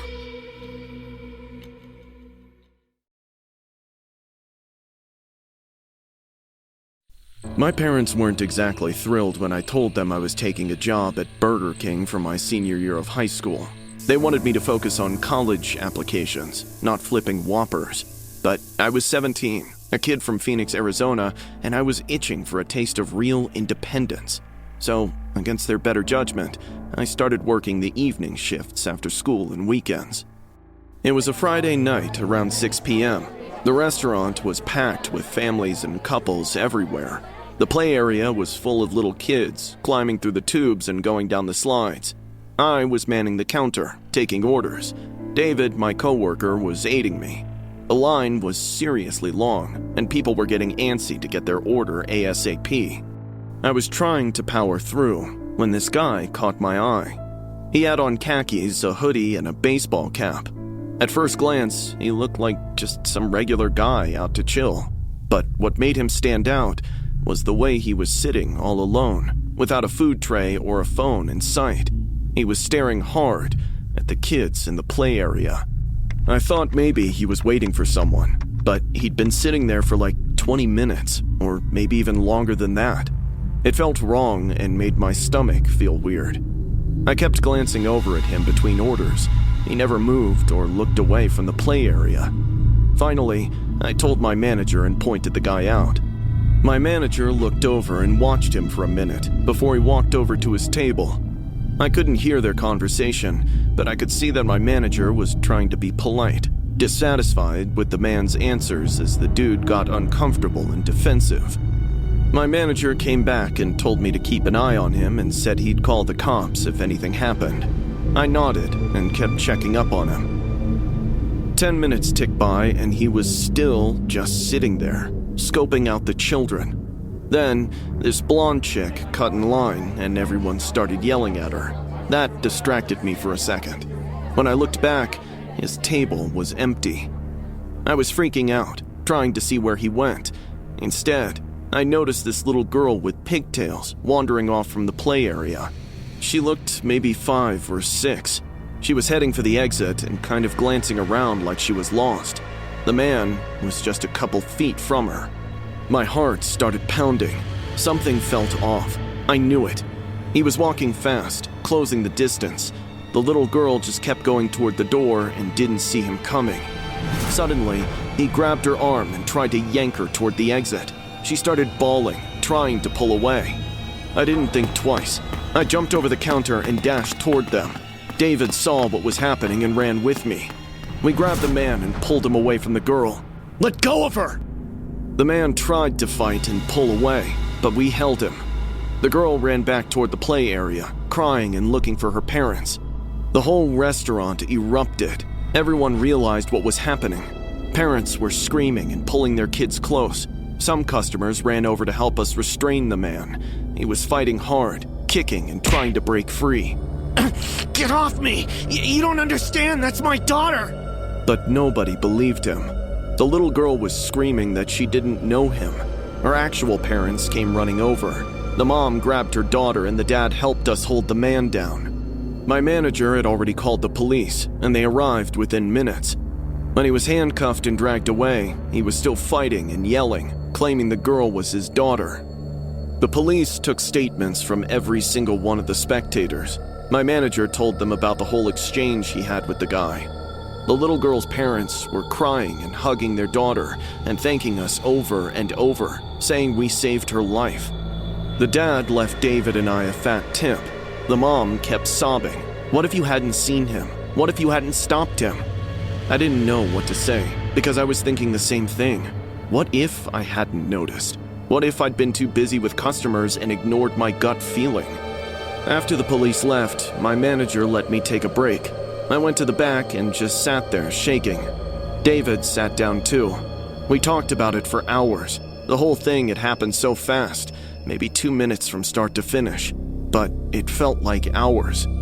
The restaurant slowly went back to normal, with families finishing their meals and kids going back to the play area, but I couldn't stop thinking about it. The police came back to get statements from the staff, especially me. They told us the man had attempted similar abductions at other fast food restaurants, always places with play areas and always crowded environments where he could blend in. He'd been doing it for months and counting on the chaos to slip away unnoticed before anyone realized what happened. We were the first people to actually stop him. I'm 18 now and still work at that Burger King, but I watch the play area differently now. I watch everyone who sits alone, doesn't order food, and watches the kids too closely. Because that day taught me that predators look for opportunities and count on people being too busy or too polite to say something. They count on you ignoring your gut. But sometimes, paying attention is the difference between a kid going home safe or never going home at all. Dylan's parents were out to attend a relative's wedding the night we decided to crash at his place. He had our buddy Mark come over too, and the three of us got busy goofing off. We watched movies, practically cleared out the snack cabinet, and played so much Madden our fingers were dead. "Dude, let's hit up Omegle and mess with strangers," Dylan suggested around 12, pulling the site up on his laptop. For the first hour, we were just clicking past bots and people doing stuff we totally didn't care about seeing. Mark was the one mostly clicking, laughing his butt off at everything. I was kind of watching from the couch. Suddenly, he skipped past this dude who was really going at it to a Daddy Yankee song and ended up with a guy who was sitting in what looked like a basement. "Whoa, what do we got here?" Dylan whistled. The room was dark, with a cluster of candles burning in a circle around him. Most of his face was hidden under a hoodie, so we couldn't make out his features, but he was tall and really built. Dylan tried to get the man to raise up his head and say something, but the dude remained playing statue. "Nice Halloween costume, man," Mark chuckled. The dude didn't move for a second before he slowly brought a piece of paper up to the camera. It had a symbol drawn on it in super thick black lines. Two shapes were stacked on top of each other with weird curves that made it look off. None of us knew what the heck it was, but it felt like the temperature in the room had dropped. "Looks like something out of a horror game," Dylan laughed. Mark jabbed a comment and the two started laughing their heads off. Suddenly, the dude started chanting in whispers. It had a rhythm at first, but it was so quiet you could barely hear it. I couldn't tell if it was words or a language I recognized. Mark stopped his jokes, and Dylan shut up. The next second, the screen started glitching. We could spot little rips across the image, and static kept pulsing through. "Dude, WTF, please skip!" I yelled, feeling my skin crawl. Mark reached for the trackpad. "Wait!" Dylan yelled, staring at the screen as if he couldn't look away. His face went totally blank, like someone hit the pause button on him. Meanwhile, the chanting was getting louder. The camera started freaking out, glitching all over the place before the call dropped and the screen went black. We looked at each other, trying to process what had just happened. Mark made a nervous joke about it, but Dylan didn't laugh.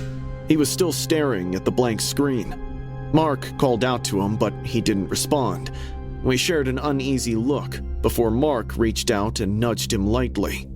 Dylan turned his head our way, but something was off about his expression. It was totally blank, like he didn't even recognize us and was seeing us for the first time. He blinked a couple of times and smiled, but it wasn't his smile. Dylan's had this big, messed up grin since we were kids. This one was flat and empty. We told ourselves he was messing around, trying to prank us, but the whole night Dylan didn't sleep. He kept smiling in the distance. Mark and I tried staying up with him, but eventually drifted off. It must have been 3 a.m. when this super quiet whispering woke me up. I looked around and saw Dylan sitting straight up in his sleeping bag, facing the wall, mumbling stuff to himself. I leaned in and realized it was the same beat as that weird chanting from the call. I sat up and said his name. He didn't stop. I said it louder and reached out to touch his shoulder. He turned on me fast, grabbed my wrist and squeezed hard enough that I actually yelped and woke Mark up. "Dylan, what the hell, bro?" Mark demanded, stepping forward. The grip on my wrist tightened even more. Dylan's eyes were wild. He shoved me aside and swung a wild punch at Mark. Mark stumbled and palmed his nose, but Dylan didn't stop. He landed a kick on my calf. His eyes were open, and he was looking straight at us, but I don't think he saw us. The more we tried stopping him, the more violent he got. When he started chucking stuff at us, we got into a room and locked the door. Throughout the night, we could hear the crashes and chanting. In the morning, Dylan said he didn't remember any of it. He looked genuinely confused when we described what happened, ate breakfast, watched TV, and acted completely normal. We tried to let it go, but things kept happening. Lights would flicker in whatever room Dylan was in. Phones would turn on by themselves when he walked past. One night, I called him, and in the middle of the conversation, he went quiet, but I could hear him chanting under his breath when he came back. His voice sounded slightly different, like someone else was speaking from inside him. Mark and I got really worried about all of it and decided to track the chat from where it had all started. We went through the history, but couldn't find a record of the chat. The whole thing was gone, except for one file. It was an image, downloaded at exactly the time we'd been on the call. I opened it and gasped. The symbol was the same one that piece of paper figure had held up. But instead of a drawing, it looked like it had been carved into human skin. We deleted it right away and never talked about it directly after that. Dylan still has nights when he doesn't sleep. He doesn't talk about what happens on those nights, and I stopped asking a long time ago. I haven't been back on Omegle since, and I don't think I ever will. But I keep watching Dylan, waiting for the moment his familiar messed up grin might return, but it never does. Now, when I see that empty smile, I know for sure that something else is worrying my friend.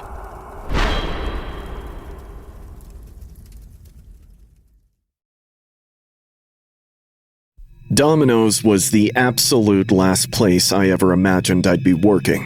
I was supposed to be the next big shot lawyer in my family, which is stacked with them, but I bailed on law school.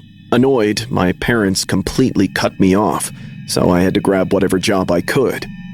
Working those night hours sucked, but the pay was good enough to keep me afloat and still have time for my art projects. It was a scorching Saturday night in the middle of a Texas summer. The digital clock on the wall had just ticked past midnight. I was cleaning the counter, ready to lock up and head home, when this woman walked in. She looked to be in her late 20s and was covered up head to toe in a shawl, like a bedsheet draped over her whole body. There were fresh bruises around her eyes and cheeks. Her eyes were restless and darting around. She looked terrified, but also determined, like she was forcing herself to be there. She walked up to the counter and ordered a small plain pizza and a Coke. Her voice was shaky. I rang her up. She paid in cash and sat down at one of the tables, hunched over, clutching her stomach like she was in pain. At first, I figured she was homeless and starving. I felt bad for her and started making her pizza. I kept glancing at her while I was working. She was sitting completely still, holding her stomach. The shawl was draped over her entire body. You couldn't see anything underneath. When I finished cooking the pizza, I put it in a box with the Coke and walked over to her table. "Here you go." I smiled, setting it down in front of her, when my eyes caught a movement under the shawl at her midsection where her hands were. She noticed me staring and stiffened. Our eyes met. She went pale as a ghost and started shivering. Without saying a word, she grabbed her order and rushed out the door. I stood there for a minute, trying to process what I'd seen. I was sure I had seen the movement at the midsection. Could she be hiding anything? I should have stayed in the store and minded my own business, but I couldn't. Curiosity and unease pulled at me, and I ended up locking the door behind me as I followed her. Outside, the streets were dimly lit and almost empty. I made sure to keep myself in the shadows. She was walking quickly while eating the pizza with one hand and gripping her stomach with the other. Every few steps, that shawl would shift, like whatever was underneath was moving and trying to get free. I followed her for several minutes, staying back and keeping a distance. She was huffing and wiping sweat. Guilt started creeping in. Maybe I was wrong. Maybe she was a homeless pregnant lady trying to survive this brutal world. That'd explain why she looked so scared and hurt. I almost turned back and went home, but stopped and decided to check on her. Even though I didn't have much, if I could, I'd help her. "Hey, wait!" I called out to her. She stopped, turned around, and looked at me. For a second, neither of us moved.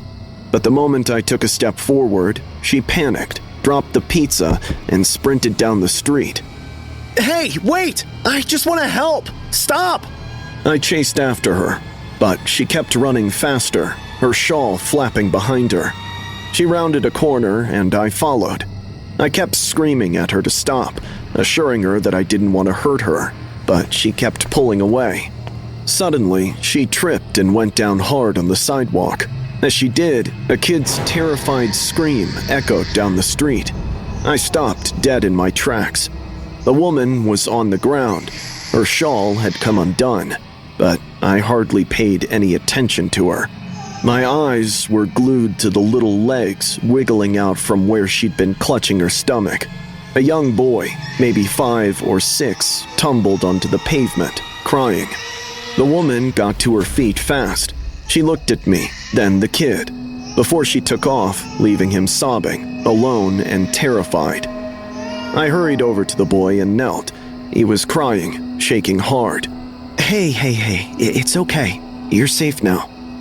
I scooped him up in my arms, pulled out my phone, and called 911. I told them what happened and where we were, and that I had a child who'd been taken. They arrived within minutes, with paramedics and police. They took the boy and checked him over. He wasn't hurt, but he was extremely scared and confused. They asked me questions. I told them all I could about her. The police said the boy had been reported missing from a playground 3 hours earlier. His parents were frantic. The woman had taken him and hidden him under the shawl and walked right through the streets with him pressed against her body. Nobody had noticed or seen, except me. But even I almost didn't follow her and let her walk away. Months later, I saw her face on a TV channel. Her name was Gracie Gusto, and she had been arrested as part of a child trafficking ring. She'd been taking kids from the streets to transport them. The shawl was her method. Nobody questioned a weak-looking woman wrapped up and limping by. She'd done it multiple times before. That boy I found wasn't the first, but he was the last, because I didn't ignore what I saw. The fact still makes my stomach churn. What if I had ignored her? What would have happened to that kid? What have they done to all those kids they took? I wonder how many times I've walked past a child on the verge of ruining without noticing or doing anything at all. I matched with Dax on a dating app nearly a month before all this went down. He was pretty close to my age and lived right here in Phoenix, too. We'd gone out a few times for casual coffee and meals. He seemed like a nice guy, so I didn't think much when he called me in on another date. It was at this bar downtown. We had drinks and talked for hours. I didn't realize how much time had passed until it was nearly midnight. "Hey, why don't we take it to your place?" Dax said. Yeah, I'd love to. I got in my car and took off. Pretty soon, I realized this beat-up beige Camry was shadowing me. It had been hanging back a few lengths since we left the bar. I pointed it out to Dax. I think that car's been following us. He glanced in the rearview mirror and shook his head. "Nah, pretty sure it just got here. You're just being paranoid." He just laughed it off, but I wasn't making it up. The car seriously followed us all the way to my place. When I pulled into my driveway, it crept right past so slowly I could see the driver. It was this old lady with gray hair, and she was staring at us as she went by. I got major creeps. So I bolted out of the car and unlocked the front door fast. Dax was right behind me. I locked the door and checked the window. The Camry was gone. I felt a tiny bit better. Maybe I was being totally paranoid and it was just a coincidence. Dax was standing in my living room, looking around. "Nice place." Thanks. I went to the kitchen to get us drinks. When I came back, Dax was sitting on the couch and smiling. I sat next to him. We talked for a few minutes before he leaned in. We were about to kiss when a knock rattled the door. I nearly jumped out of my skin. I got up and looked through the peephole. No one was there. "Who is it?" No one. "Probably just a cat or something. Come here." He pulled me back onto the couch and started laying on the compliments, telling me how beautiful I was and how much he liked hanging out with me. I blushed and started to chill out again. We kissed. Out of nowhere, I felt Dax getting tense, staring past me, right at the window behind my head. His eyes were glued to something. When I turned around to look at the window, there was nothing there. What's got your attention? The curtains. It just feels weird with the curtains open. Can we shut them? It was a strange thing to say, but I got up and closed the curtains anyway. I came back to the couch, and we started making out again, and things heated up. We went to my bedroom. We hung out for a while and eventually crashed. I don't know what time it was when I woke up, maybe 2 or 3 in the morning. When my eyes opened, Dax was sitting up in bed. His breathing was heavy and labored, like he was hyperventilating. Dax? Are you okay? I started to sit up, and immediately I felt the coldness of metal against my neck. I tilted my head slightly and figured it was a knife blade. My soul nearly left my body. My hands started shaking and my heartbeat picked up.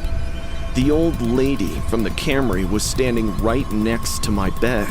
Her face was maybe an inch from mine, eyes all bloodshot and full of pure rage. Her gray hair a total mess. She had a knife pressed against my throat. I'll bring you a bunch of new dolls.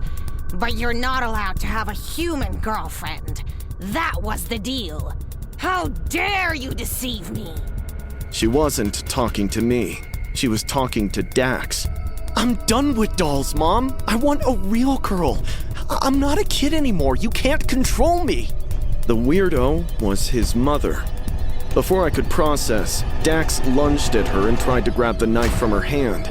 They started fighting, screaming at each other, throwing things in the process. Eventually, the knife clattered to the floor. I didn't wait. I jumped out of bed and ran out of my bedroom into the hallway.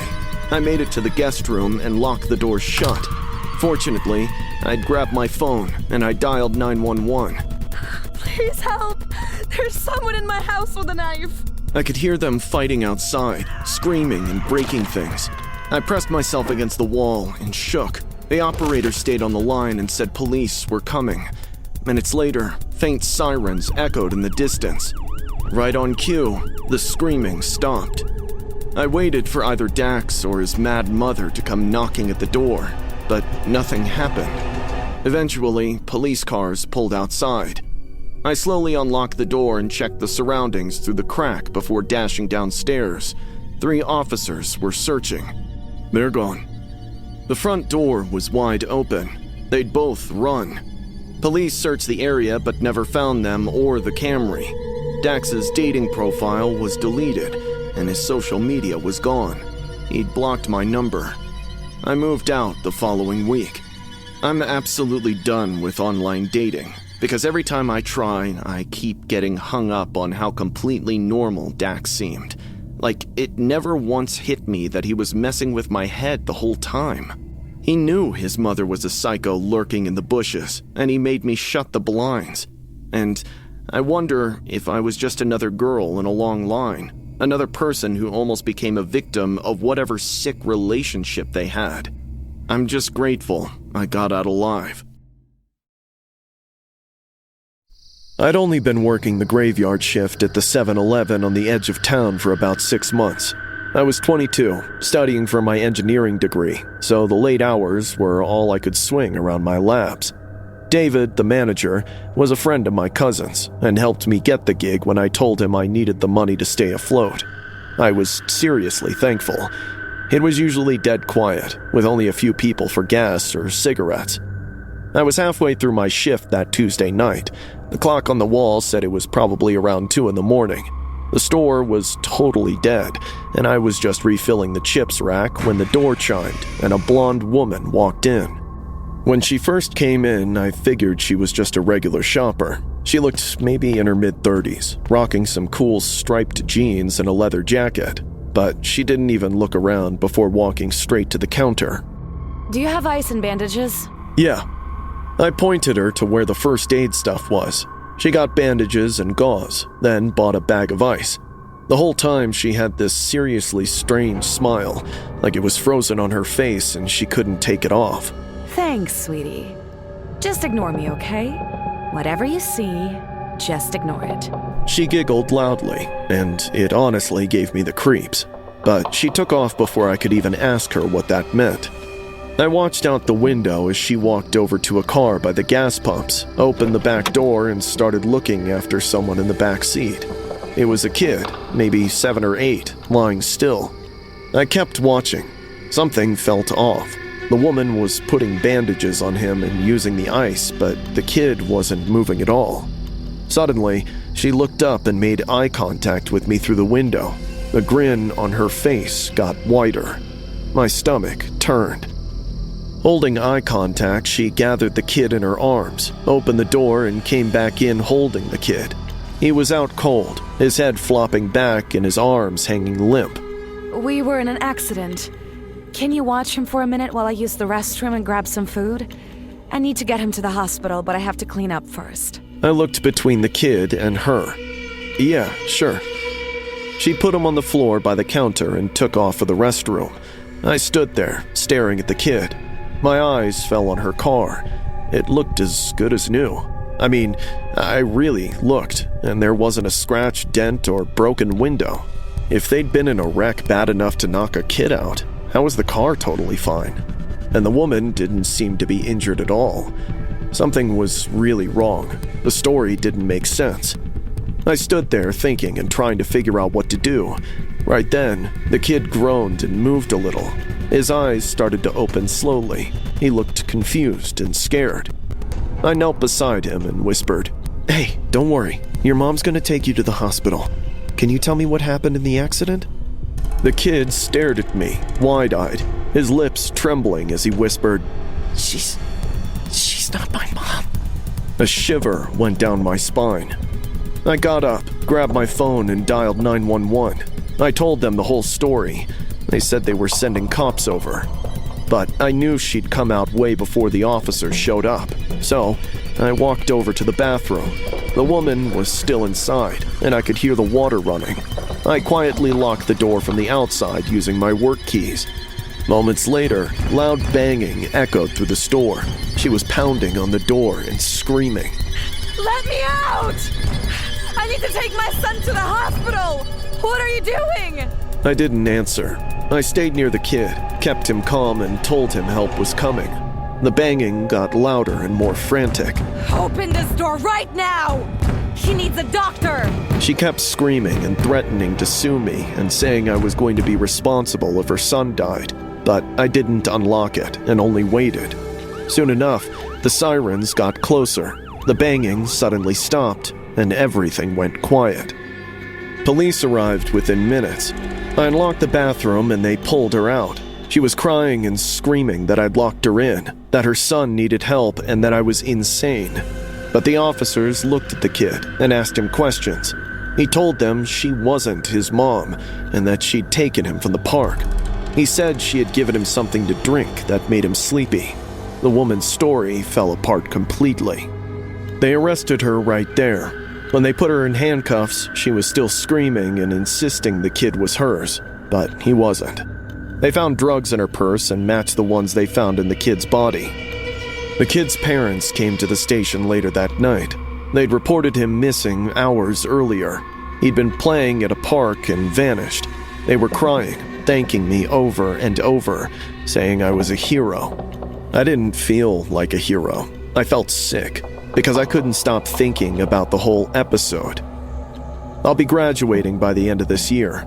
I still work at that 7-Eleven and do graveyard shifts, but I watch people more closely now, ensuring nothing feels out of place in their stories. That night taught me that evil doesn't always look like evil. Sometimes it looks like a normal woman buying bandages, and sometimes the only thing standing between a child and a nightmare is whether or not you pay attention. I was in my senior year of high school.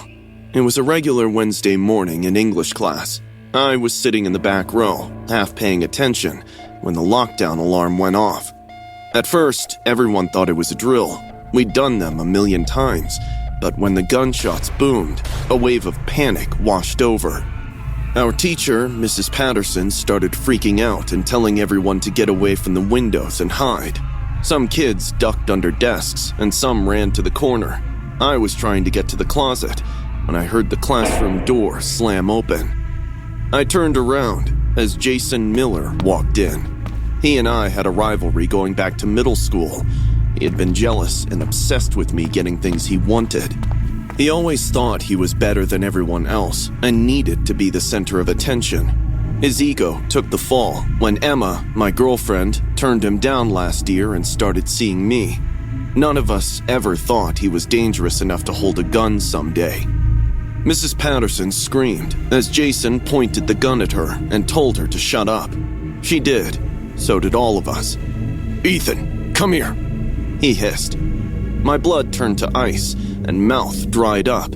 "I said come here," he snapped as most of the students flinched. He raised the gun and aimed at my chest. I gulped and slowly walked toward him, shaking. When I got close, he grabbed my shoulder and shoved me against the wall before he pulled the trigger and shot me.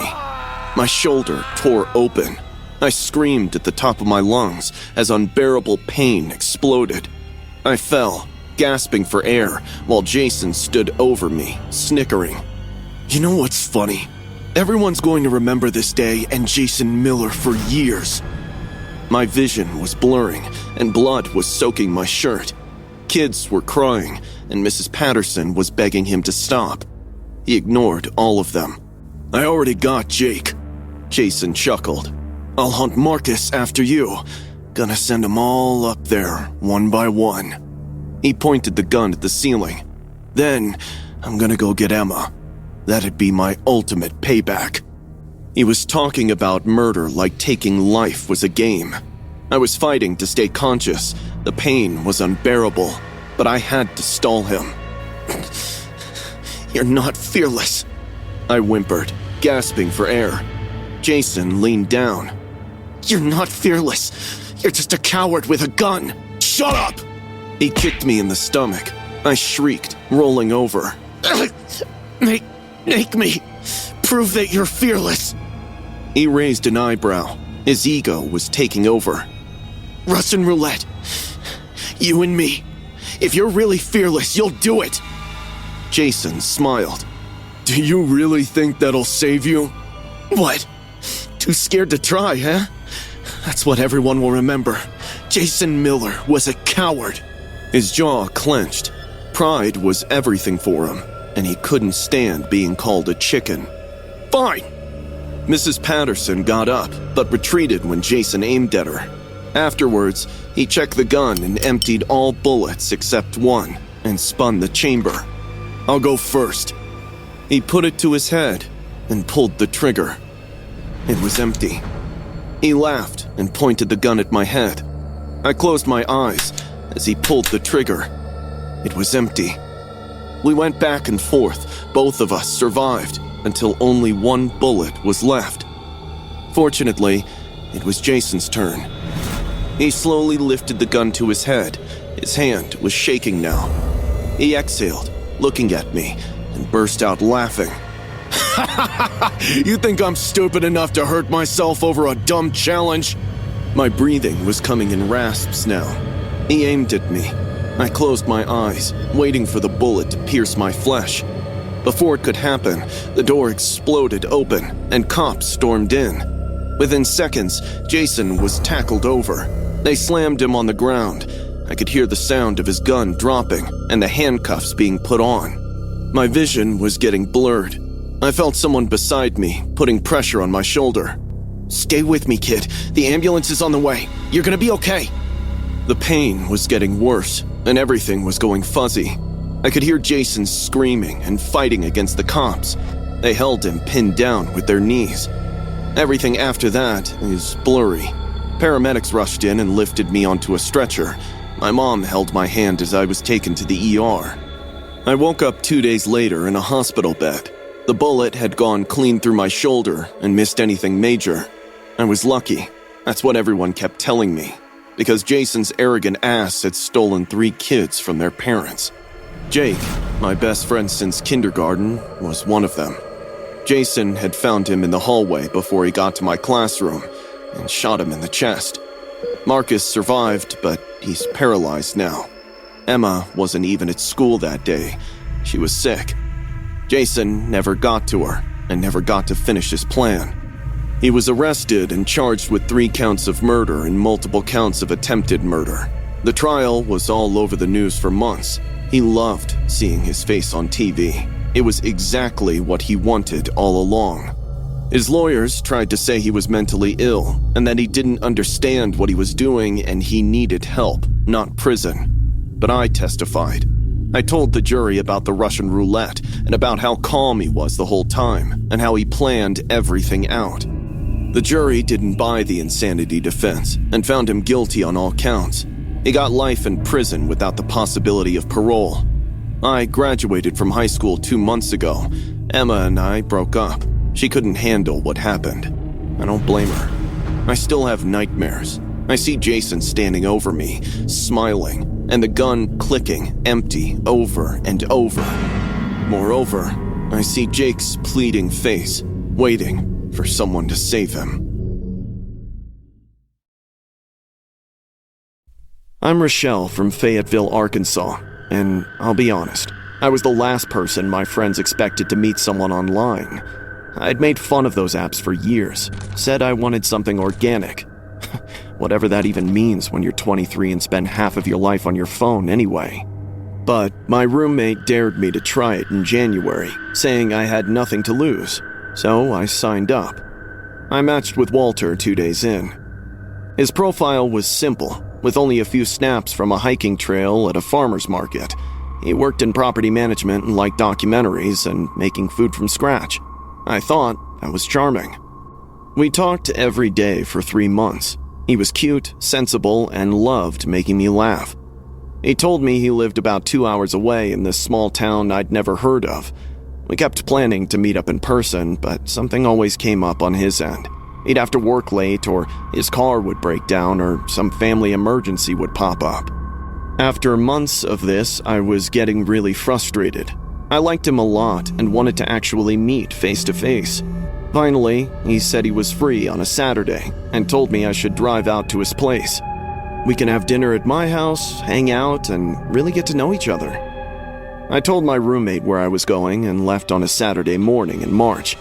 It took a little over 2 hours. The town was really small and quiet, with lots of trees and old houses. His place was at the end of a residential street. When I pulled up, the house was really nice.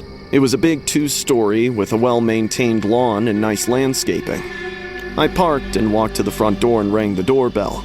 Walter answered in minutes. He looked older than his pictures, maybe mid-40s instead of early 30s like he'd said. But people use old photos all the time, so I tried not to judge. Walter started giving me a tour of the whole place and kept talking about money, how his family was really wealthy, how the house had been in his family for generations, and how much everything cost. That couch is imported from Italy. The dining table is custom-made. It was weird because online he'd always been really humble and never mentioned money at all or talked about his family being rich. Now that's all he wanted to talk about, like he was trying really hard to impress me. It was honestly kind of annoying. We went upstairs and he showed me the bedrooms with big windows. When we got to one door at the end of the hallway, it was locked. I asked what was in there, and Walter got weird about it. He laughed it off and said it was just storage with old family stuff, dusty and full of cobwebs. Nobody's been in there for years. He shrugged. But when I looked down at the doorknob, I could see fingerprints, along with dark brown stains near the handle. It looked like dried blood. My stomach turned, but I kept my mouth shut. I told myself it was probably just rust or old paint or something, and that I was being paranoid for no reason. We went back downstairs, and Walter said he was going to make us dinner. He seemed really proud that he was cooking for me, and said he was making chicken stroganoff, which was his specialty dish. I sat at the dining table while he cooked in the kitchen. He kept rambling about investment and stuff. I was barely listening anymore. I kept thinking about that locked room upstairs, and about those stains on the doorknob. Something felt wrong about this whole situation. When the food was ready, Walter brought out 2 plates and served me this big portion. It actually looked really good, with creamy sauce and chicken pieces and mushrooms. I picked up my fork and got a spoonful ready. Suddenly, I spotted a whole human toenail in the sauce mixed in with the chicken. My heartbeat picked up. I blinked and looked again to be sure. It was really a toenail. It was chipped and dirty, with dried blood caked on it. I froze, and my mouth dried up. Walter was eating his food like nothing was wrong, smiling at me and asking me how it tasted. It's really good. Can I use your bathroom? Down the hall. I got up and walked toward the hallway, but went to the living room instead. There was a window with a crack in the corner. I tried to open it quietly. It was stuck, but I kept pulling until it opened. The broken glass cut my arm, and I squeezed through and dropped outside. I ran to my car, locked the doors, and started driving without looking back. I kept checking the mirror to ensure I wasn't being followed. My arm was bleeding, but I kept going. 20 minutes later, I pulled over and wrapped my jacket around it. I called the police from a payphone and told them, anonymously, that something was wrong at that address before I drove home. 2 days later, the police found the real Walter's body in another room. He'd been dead for weeks, stabbed with a screwdriver. The guy I met was his neighbor, John, who'd murdered Walter and taken over his identity and everything. John had been messaging me for 3 months. Police said I wasn't the first girl. They found evidence of 2 other women and are still looking for bodies. I'm 24 now and moved to Seattle. I deleted my dating apps and don't meet people online because I keep thinking how close I came. If I hadn't seen that toenail, I would have ended up in that room too. And John would still be out there as Walter, still looking for his next victim. La Concha Spin and Smash was our go-to spot whenever we were all home from college or on break. So when Marcus called to play that weekend morning, I didn't even hesitate before driving over. It was a public paddle court on the edge of town, right up against the huge patch of thick woods. Most locals joked about it, but nobody actually goes in there, especially after dark. By the time I finally pulled over, the sun had crept up. Lily, Chloe, and Marcus were already there, trying to squeeze in a game before it got too hot. The second we walked up, something felt off. The whole vibe was heavy, the air was thick, and it was way too quiet. We joked about it, called each other paranoid, and started the game anyway. We'd been playing maybe 20 minutes when Marcus smacked the ball so hard it flew over the fence and vanished into the trees. He laughed, said he'd go get it, and jogged toward the woods. We waited on the court, goofing around and giving him shit for hitting it so hard.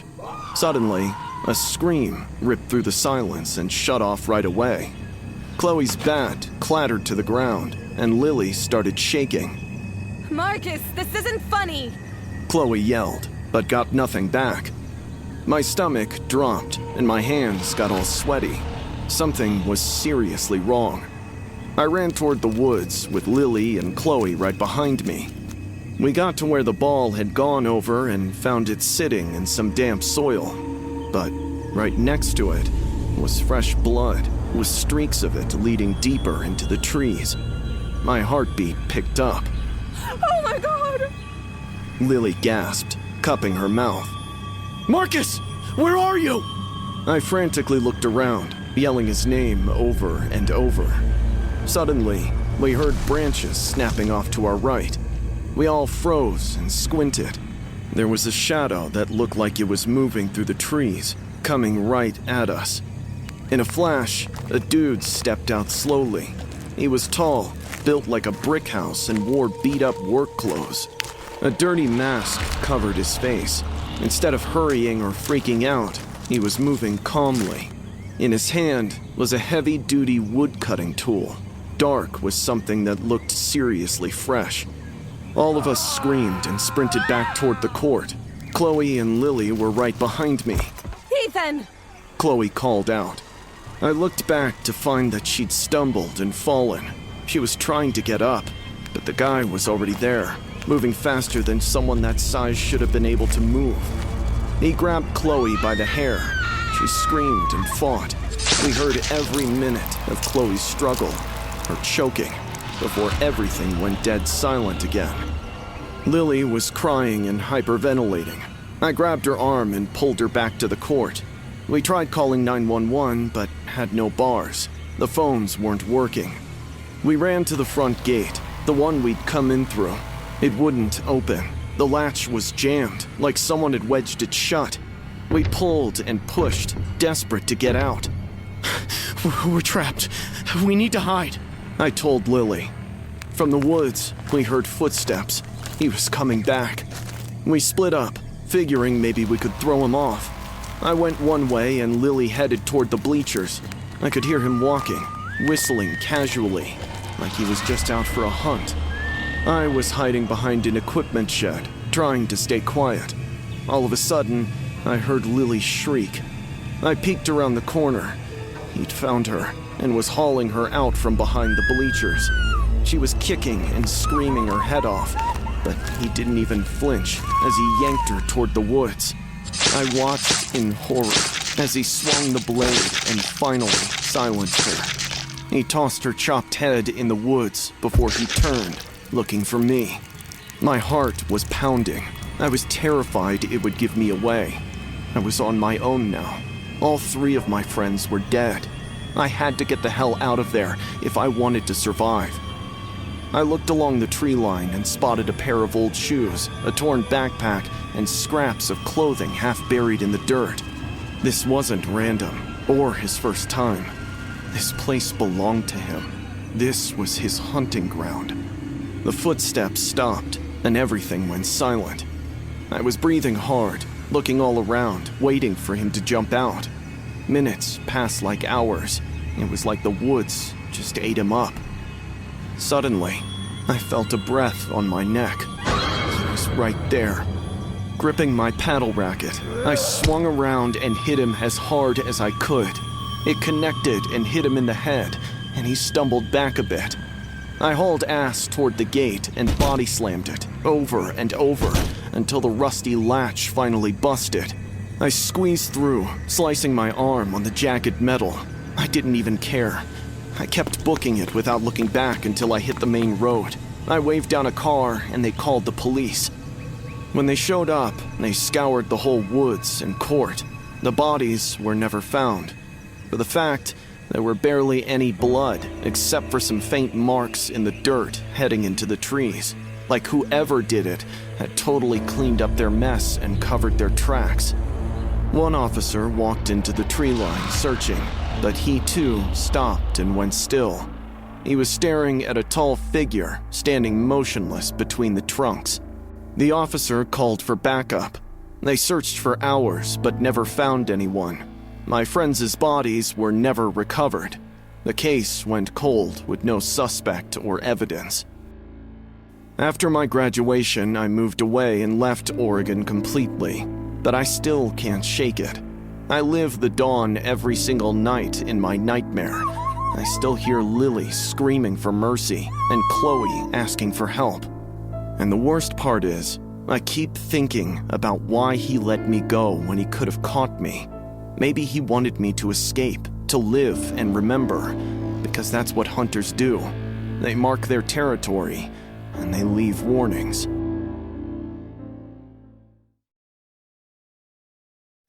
I'd been at Burger King for almost a year.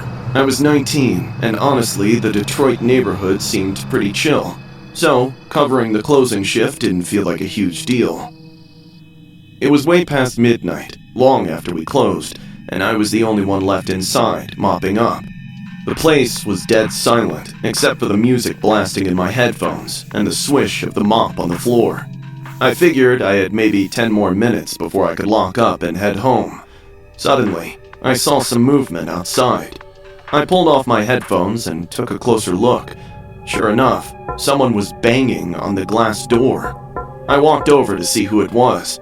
It was a guy who looked like he was in his mid-30s. His shoulder-length hair was secured in a man bun, with tresses falling out here and there. He was donning expensive-looking clothing. He had mismatched eyes and a cut on his lip that was bleeding. He was standing right outside, with his face pressed against the glass. He looked scared to death, with his eyes bugged out, and he was pounding on the door with both fists. Please let me in! Someone's chasing me! He kept looking over his shoulder, like someone would jump at him any second. I hesitated with my hand on the lock. Every part of me was yelling at me not to open it. We were closed, and I wasn't supposed to let anyone in. But the man looked genuinely terrified. He was breathing hard and sweating, and kept glancing behind him into the dark parking lot. Please! They're going to kill me! Please! I looked past him into the parking lot. Outside, it was pitch dark and empty. Against my better judgment, I unlocked the door, and the man practically fell inside. Thank you so much! He was breathing so hard he had to bend over with his hands on his knees to inhale some breath. I locked the door behind him and looked out into the parking lot. I didn't see anyone. Who's chasing you? Some guys. They tried to rob me. I ran, but they followed me here. I'll call the police. He caught my wrists, shaking his head wildly. No cops. They'll be gone soon. I just need to wait a few minutes. Please. It felt weird. Why wouldn't he want me to call the police if someone was trying to rob him? I looked at him more carefully. He wasn't sweating anymore or breathing hard. He'd calmed down, and his eyes weren't scared anymore. They were calm, as if he was assessing me and the outlet. He caught my eye, and his whole demeanor flipped. A lazy smirk tugged at his lips as he reached into his jacket. You shouldn't have opened that door. He chuckled, pulling out a knife with a long blade. My stomach dropped, and my whole body went cold. I opened and closed my mouth and took a couple of steps back, tugging my wrists out of his hold. Turn around. Walk to the back. I was so frozen, my legs felt like concrete. I said turn around!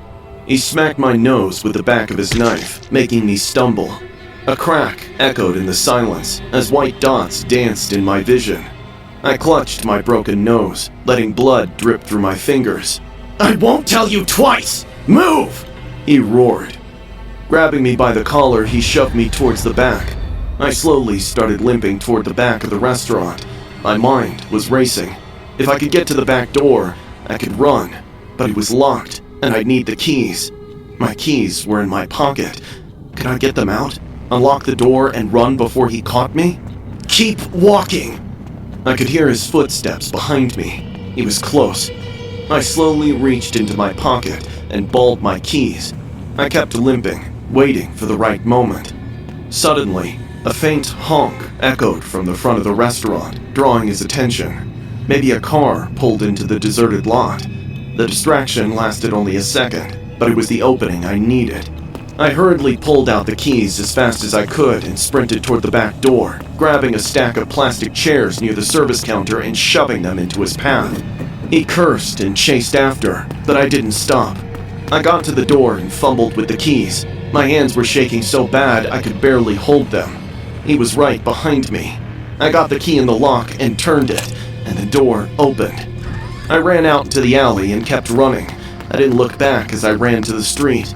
There were cars with people and lights. I ran toward them, screaming for help. A car stopped and a woman got out. What's wrong? What happened? I was crying, shaking, and couldn't talk. I just pointed back at the Burger King. She called the police and stayed with me until they arrived. The police searched the restaurant, but the man had run out the front door, leaving it wide open. They searched the area, but never found him. The cops got me to the ER and they took care of the nosebleed. Luckily, it was just a tiny crack. They took my statement and told me I was lucky and that I did the right thing by running, and he probably would have killed me if I'd stayed. I quit that job the same night and never came back. I never worked a closing shift again or worked alone. I learned the hard way that not everyone who looks scared is actually scared, and not everyone asking for help actually needs it. Sometimes, the person banging on your door claiming to be in danger is the danger, and opening that door could be the last mistake you ever make.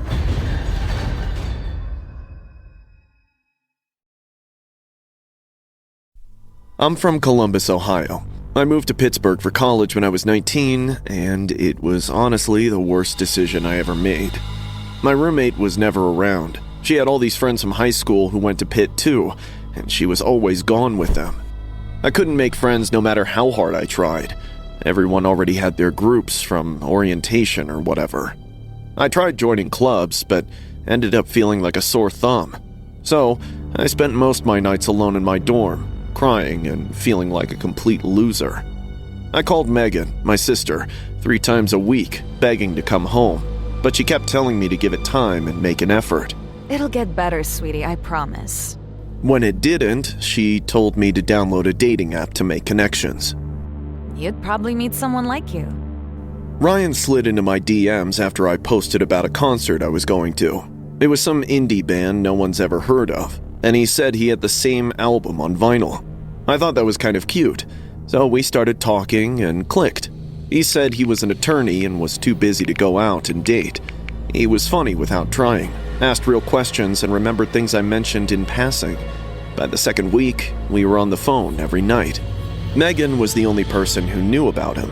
When the appraisal came, she took a transfer and moved to Columbus so she could be close enough to check on me. We'd get coffee on Sundays and I'd show her his messages and she'd smile and say I deserve this. Just be careful, okay? She'd add. Ryan and I never video called. He said his camera was broken and I told him I'd wait. I didn't want to be the girl who pushed and scared someone off for wanting too much too soon. But then, things started to change. Around week 4, he told me he thought he was being followed. I laughed, thinking he was joking.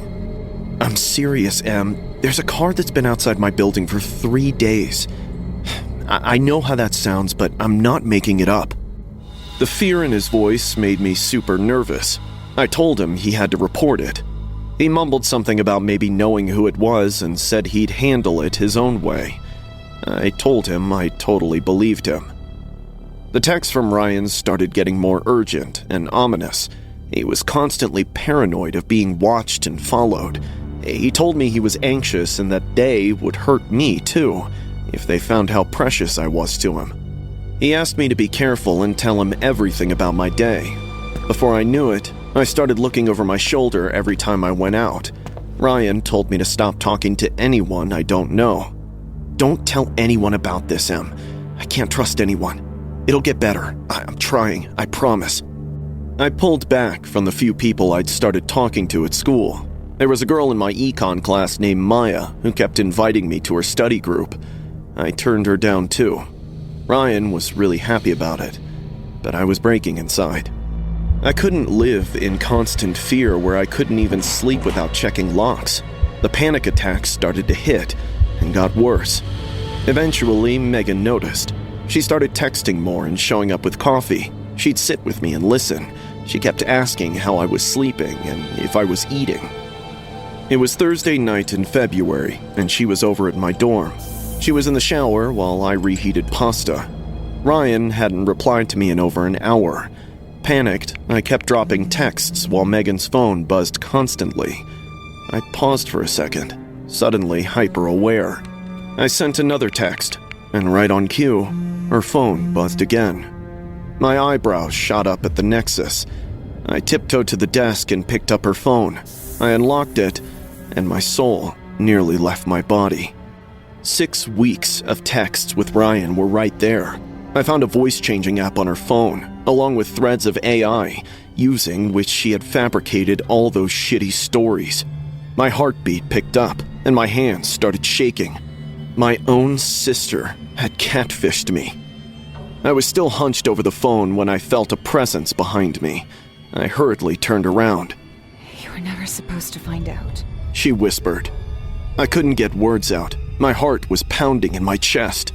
You're Ryan. I choked. She nodded with a smile. I threw the phone onto the bed. I think I was shaking. Why? For 6 weeks, Megan. I told you everything. I thought I was falling in love with... I know. Why?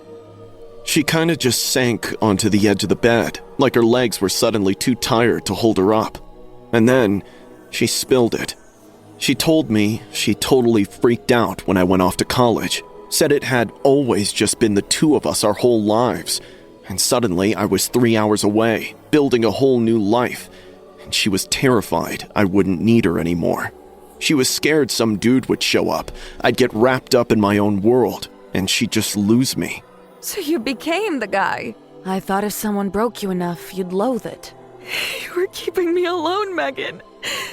That's what you were doing. She didn't argue with that. I asked her to leave, and she did. We didn't speak for 2 months after that. Therapy helped, eventually. So did Maya from Econ, who turned out to be the best thing that happened to me that year. Megan and I are in a better place now, but I still can't bring myself to forget what she did and forgive her. And I still flinch when someone says they have the same album on vinyl. Some things don't go back to normal. They just go forward into something different. My name's Ethan Cole. I used to work the graveyard shift at a 7-Eleven in Phoenix, Arizona, and I absolutely hated every second of it. But it paid the bills. While I was at community college, so I figured I'd stick it out a little longer. Anyway, most nights were dead quiet, with only the buzzing lights, the hum of the coolers, and empty aisles. Once in a while, a drunk dude swung by for a bag of chips. It was a Friday night. The shift was going per usual. I was behind the counter, watching The Office reruns. It was 2:13 in the morning. I know because I remember checking my phone right before the bell above the door jingled twice. 2 guys walked in separately, but you could instantly feel the tension between them. Something was up with them. The first dude was all twitchy, super skinny, and kept looking over his shoulder like someone was following him. The second guy was tall, with a long face and dead calm. He grabbed a glass bottle of soda out of the cooler and stood there, watching the first guy through the glass door, who kept going from aisle to aisle. I ignored them and kept watching the episode, till both of them showed up at the register at the same exact time, side by side. But instead of paying up and walking away like normal shoppers, they stared down at each other and started sneering. "You've got nerve showing up here, Josh." Josh smirked. "You still owe me, Max." I stepped back. This wasn't my business, and I didn't want any part of it. They started taunting each other.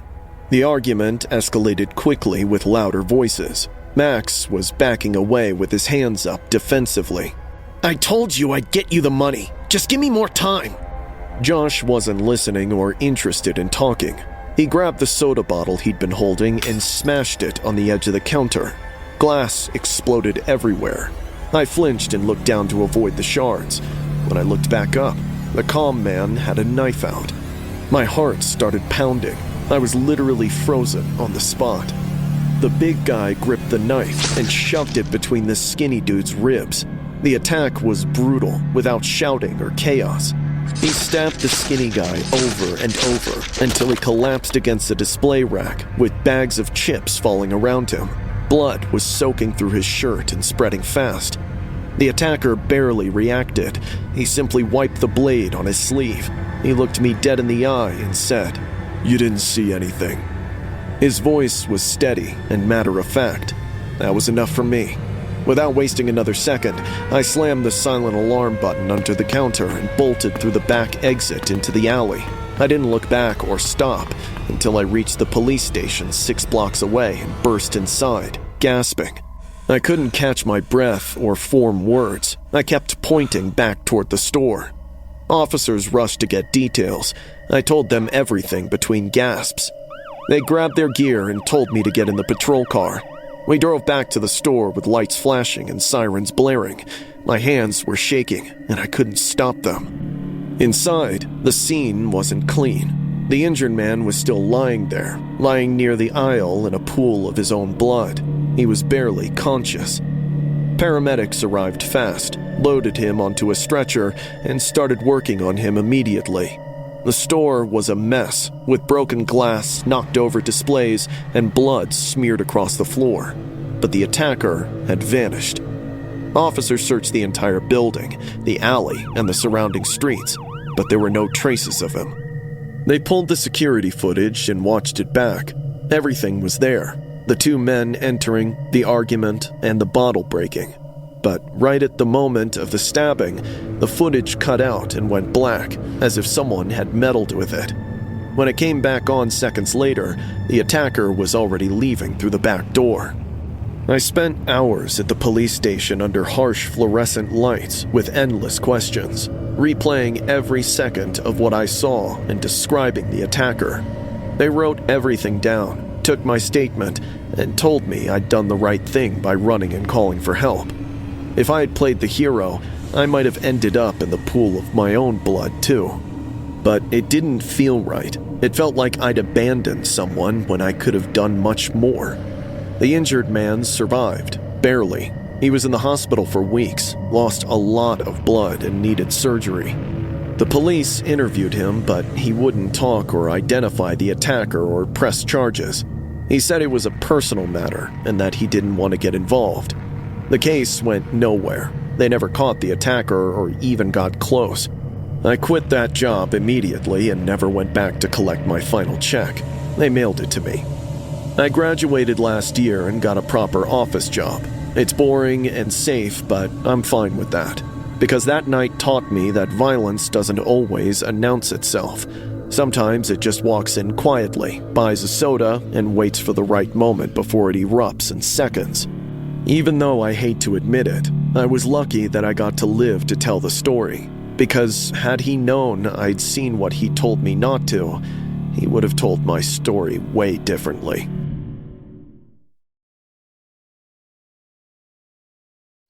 Burger King was my first real job when I was 18.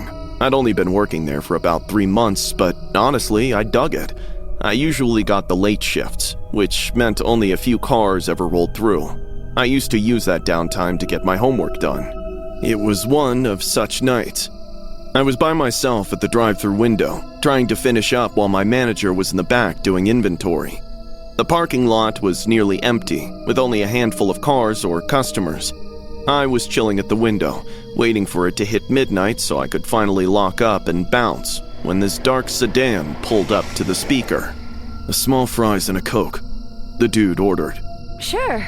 Pull around to the window, please. When he rolled up to the window, I opened it and handed him his order.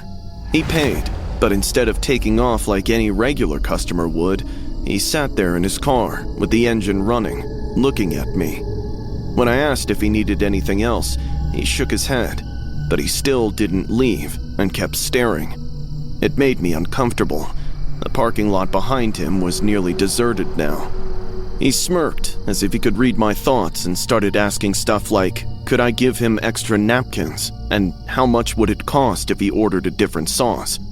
Every time I handed something out, he'd ask for something else, like he was stalling, trying to keep me at the window. My stomach started to feel weird. I kept looking over my shoulder, waiting for my manager to step out. Sir, is there anything else I can help you with? We're about to close. I asked, trying to sound polite, but also hoping he'd get the hint and leave. Actually, yeah. Can I get my fries remade? These are cold. Just that, right?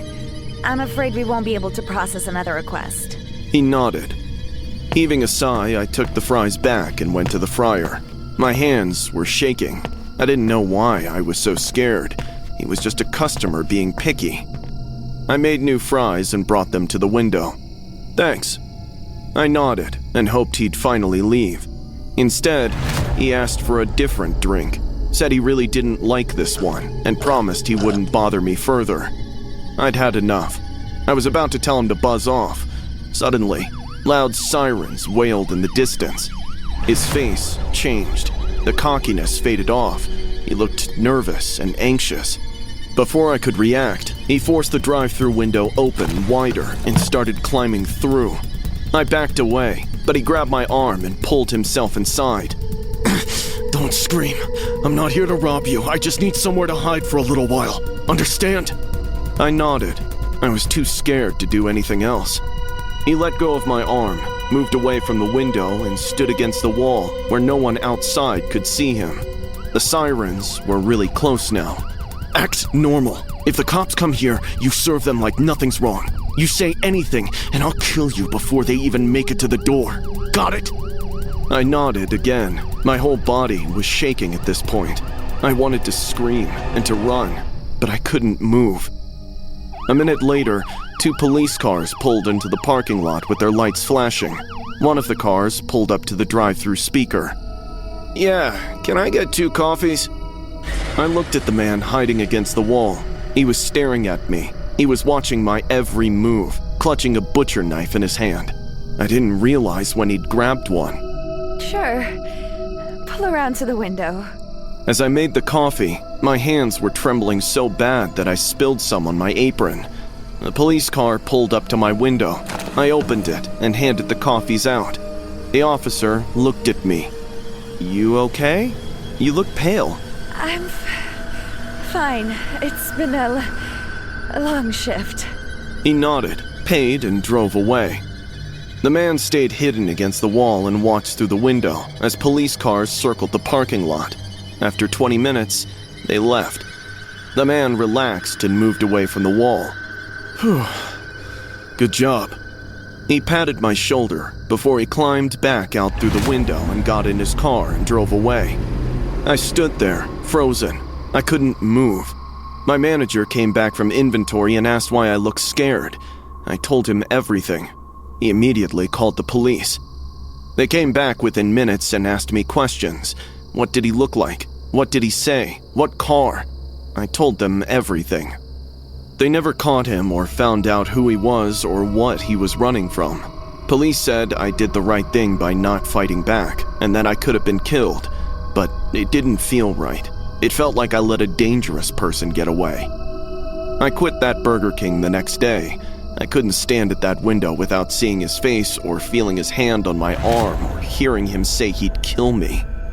I got a different job at a grocery store with a day shift only. I don't work late or alone, because that night taught me that sometimes doing what you're told is the only way to survive. even when every part of you wants to scream. And even when you know letting them get away means they might hurt someone else, you do what you have to do to stay alive.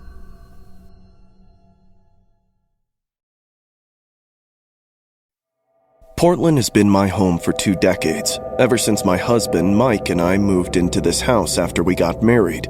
It's held every chapter of our family life, from watching our only daughter Sarah take her first steps to handing her the keys to her first car at 16. But it was only recently we were finally able to afford adding another bedroom, which meant we could at last finally fulfill a dream Mike had carried his whole life, becoming foster parents and giving a child the safe, stable home he himself never had. The social worker called us a week before Mother's Day and said she had a girl who needed placement right away. Her name was Emma, and she was 15. She's kinda shy and quiet. She's been in a bunch of foster homes, but hasn't been able to find her spot because she hardly speaks. Mike said yes immediately. Emma moved in on a Tuesday. She was polite and reserved and didn't talk much. She brought this small backpack that literally had all of her belongings. The sadness in her eyes broke my heart. Sarah was excited to have a sister. She showed Emma around the house and helped her get settled. Emma smiled and nodded, but didn't say much. She only watched and observed everything, as if she was scared of doing anything wrong. By the end of the week, Emma seemed to be adjusting well. She helped with dishes, did her homework quietly, and never caused any problems. She especially bonded with me and would sit with me in the kitchen while I cooked. She asked questions about recipes and our family. She seemed sweet and grateful to be there. And I had started spending more time with her and noticed little details that I'd otherwise missed. Emma watched Sarah with an intensity that made me uneasy, as if she were studying every little thing, how she moved, how she talked, even how she dressed. One day, I caught Emma wearing one of Sarah's sweaters. Sarah hadn't lent it to her. Emma had simply taken it. When I brought it up, Emma quickly apologized and claimed she thought it was fine to borrow it. I let it slide and just told her to ask next time, but it didn't stop.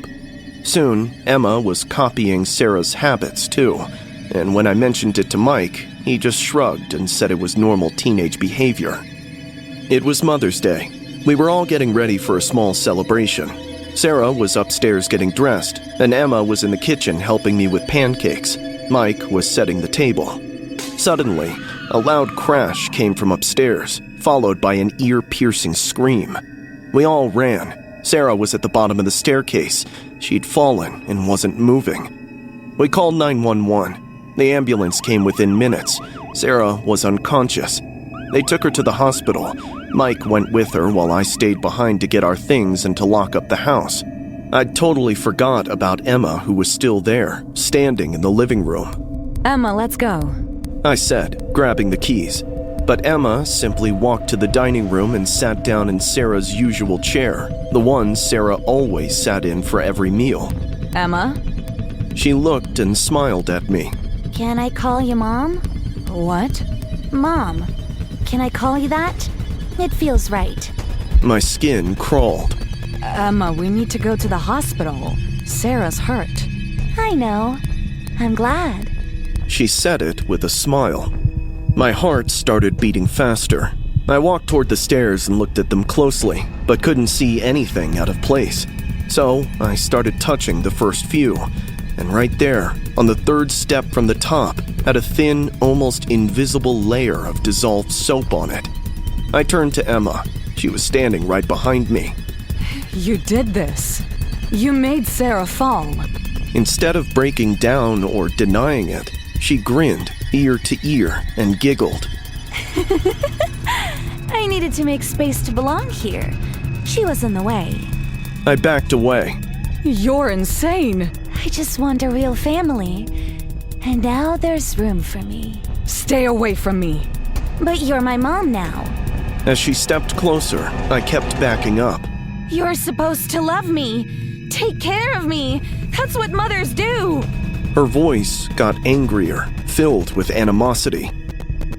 She lunged at me and grabbed my arm. I tried to pull away, but she was stronger than I expected. We struggled and fell to the floor. Emma was trying to choke me with her hands around my throat. I couldn't breathe or scream. I grabbed her wrists and tried to pull them away. We rolled across the floor and hit the coffee table. I grabbed a lamp and swung it. I hit Emma in the head, and she fell off me. I scrambled to my feet and ran for the door.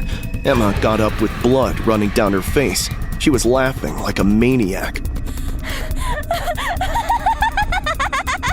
You can't leave! I'm your daughter now! I got the door open and ran outside. She chased me. I ran to the neighbor's house and pounded on the door. They opened it and saw Emma behind me, covered in blood, and called the police. When the cops arrived and took her away, she didn't fight and kept smiling. I went to the hospital. Sarah was okay with a broken arm and concussion, but she'd recover. My husband held me while I cried and told him everything. The police said Emma had a history of doing this before at other foster homes. She hurt other children and tried to replace them. She'd been bouncing between homes for years because of it. They should have warned us. We went home a week later. Sarah was discharged and we walked into the house together. Sarah went straight to her room, where Emma's backpack was still on the bed. We never checked it after she was arrested. Sarah opened it. Inside were dozens of pictures of our family, but in every single one, Sarah's face was scratched out. In some, Emma had pasted her own face. In my senior year, I had a major crush on Liv Parker.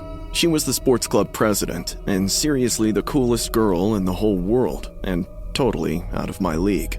So when she texted me on Friday evening, asking if I could meet her at the paddle courts at midnight, I was completely blown away. I was so stoked, I didn't even stop to think about why she'd want to meet so late or why she picked the courts near my house instead of hers. I only said sure, and got there at around 11:45. The courts were totally empty, except for the streetlight and the glow from the court lights that stayed on all night. I waited for Liv, checking my phone every minute, texting her, but hardly got anything back. By 12:30, I finally realized that she wasn't showing up. The whole thing was a prank to make me look stupid. Someone either used her number or set me up as a joke. Either way, I'd been totally played and felt like a complete moron. I was humiliated and pissed at myself for thinking someone like her would actually want to meet me. As I turned to leave, I heard the sound of a ball being hit. Someone was playing at midnight on one of the courts. I walked closer, thinking maybe it was Liv waiting for me, playing around until I got there. I got right up to the fence and peeked through. A man was inside the court, wearing nothing except black boxers and a rundown t-shirt that looked like it hadn't been washed in weeks, maybe longer. His hair was sticking all over, and he was barefoot. When he swung his racket, I saw a streak of blood running right down his nose. The dude didn't even try to wipe it or, acknowledge it. He just kept playing. I stretched up to see who was on the other side, but nobody was there. He was totally by himself. Still, he was playing like he had someone across the net. He'd hit the ball and then run to the other side and react as if someone had returned it, hit it back, and run again. And he was talking and having a full conversation with this invisible opponent. "Good shot, mate," he'd yell before he'd laugh and clap like he was genuinely impressed. A few seconds later, he'd get aggressive and angry. "Come on, that was out! That was fucking out!" He'd scream at empty air, argue with himself, and go back and forth. Suddenly, he'd calm down and keep playing. I stood there, frozen and watching. This man didn't seem right in the head. I needed to get out of there before he noticed me. I slowly backed away from the fence, turned around and started walking toward the exit, trying to be quiet without drawing attention. I was maybe halfway to the parking lot when I realized that the sound of the ball hitting had stopped, and so did his voice and the running footsteps. My chest tightened. I walked faster with my heart pounding, almost got in my car, when a hand on my shoulder stopped me mid-step. I froze. I couldn't move or breathe. Slowly, I turned my head. The man was standing right behind me, face to face and too close, which meant he'd followed me all that distance, all that time, and I hadn't heard a single footstep. He was staring at me, with blood still running from his nose. He smiled and wiped the blood with the back of his hand. It smeared across his face. That was a tough match, man. My opponent is really good. Gave me a real challenge tonight. He was talking about the invisible person. I blinked and didn't say anything. His hand was still on my shoulder. My heart was pounding in my chest, and my hands were shaking. But I don't like being disturbed. I came here at this hour to play with my friend in peace. The mention of that friend made my skin crawl. I didn't wait to hear any more. I ran as fast as I could without looking back. I got in my car, locked the doors, and floored the gas. When I looked in the rearview mirror, he was still standing in the parking lot, watching me. He wiped the last trace of blood from his nose before he raised his hand and waved slowly, like he was saying goodbye to an old friend. I drove home and didn't tell anyone what happened. Who would believe me? That I got catfished to empty courts at midnight and saw a man playing against an invisible opponent? It sounded insane even to me, but it happened. A week later, I drove past those courts during the day. People were playing. Everything looked fine, but I couldn't shake the image of that man, and of the blood on his face, and of him arguing with no one, and of how quietly he'd moved. I'm in college now, and dating this super cool girl from math class. Liv Parker moved to a school 2 states over, so I barely ever saw her. But I still never go near those courts or drive past them at night. I keep thinking about what he said, and it makes me wonder who that friend was. Was it someone real who died? Someone he killed? Or maybe a ghost he thinks he's playing with? I honestly don't know which option is worse. But I know one thing for sure. That man is still there and still playing at midnight, talking to someone who isn't there. And I'm just grateful I ran when I did, because something tells me if I'd stayed any longer, he would have asked me to join them and to be the next friend who plays with him forever.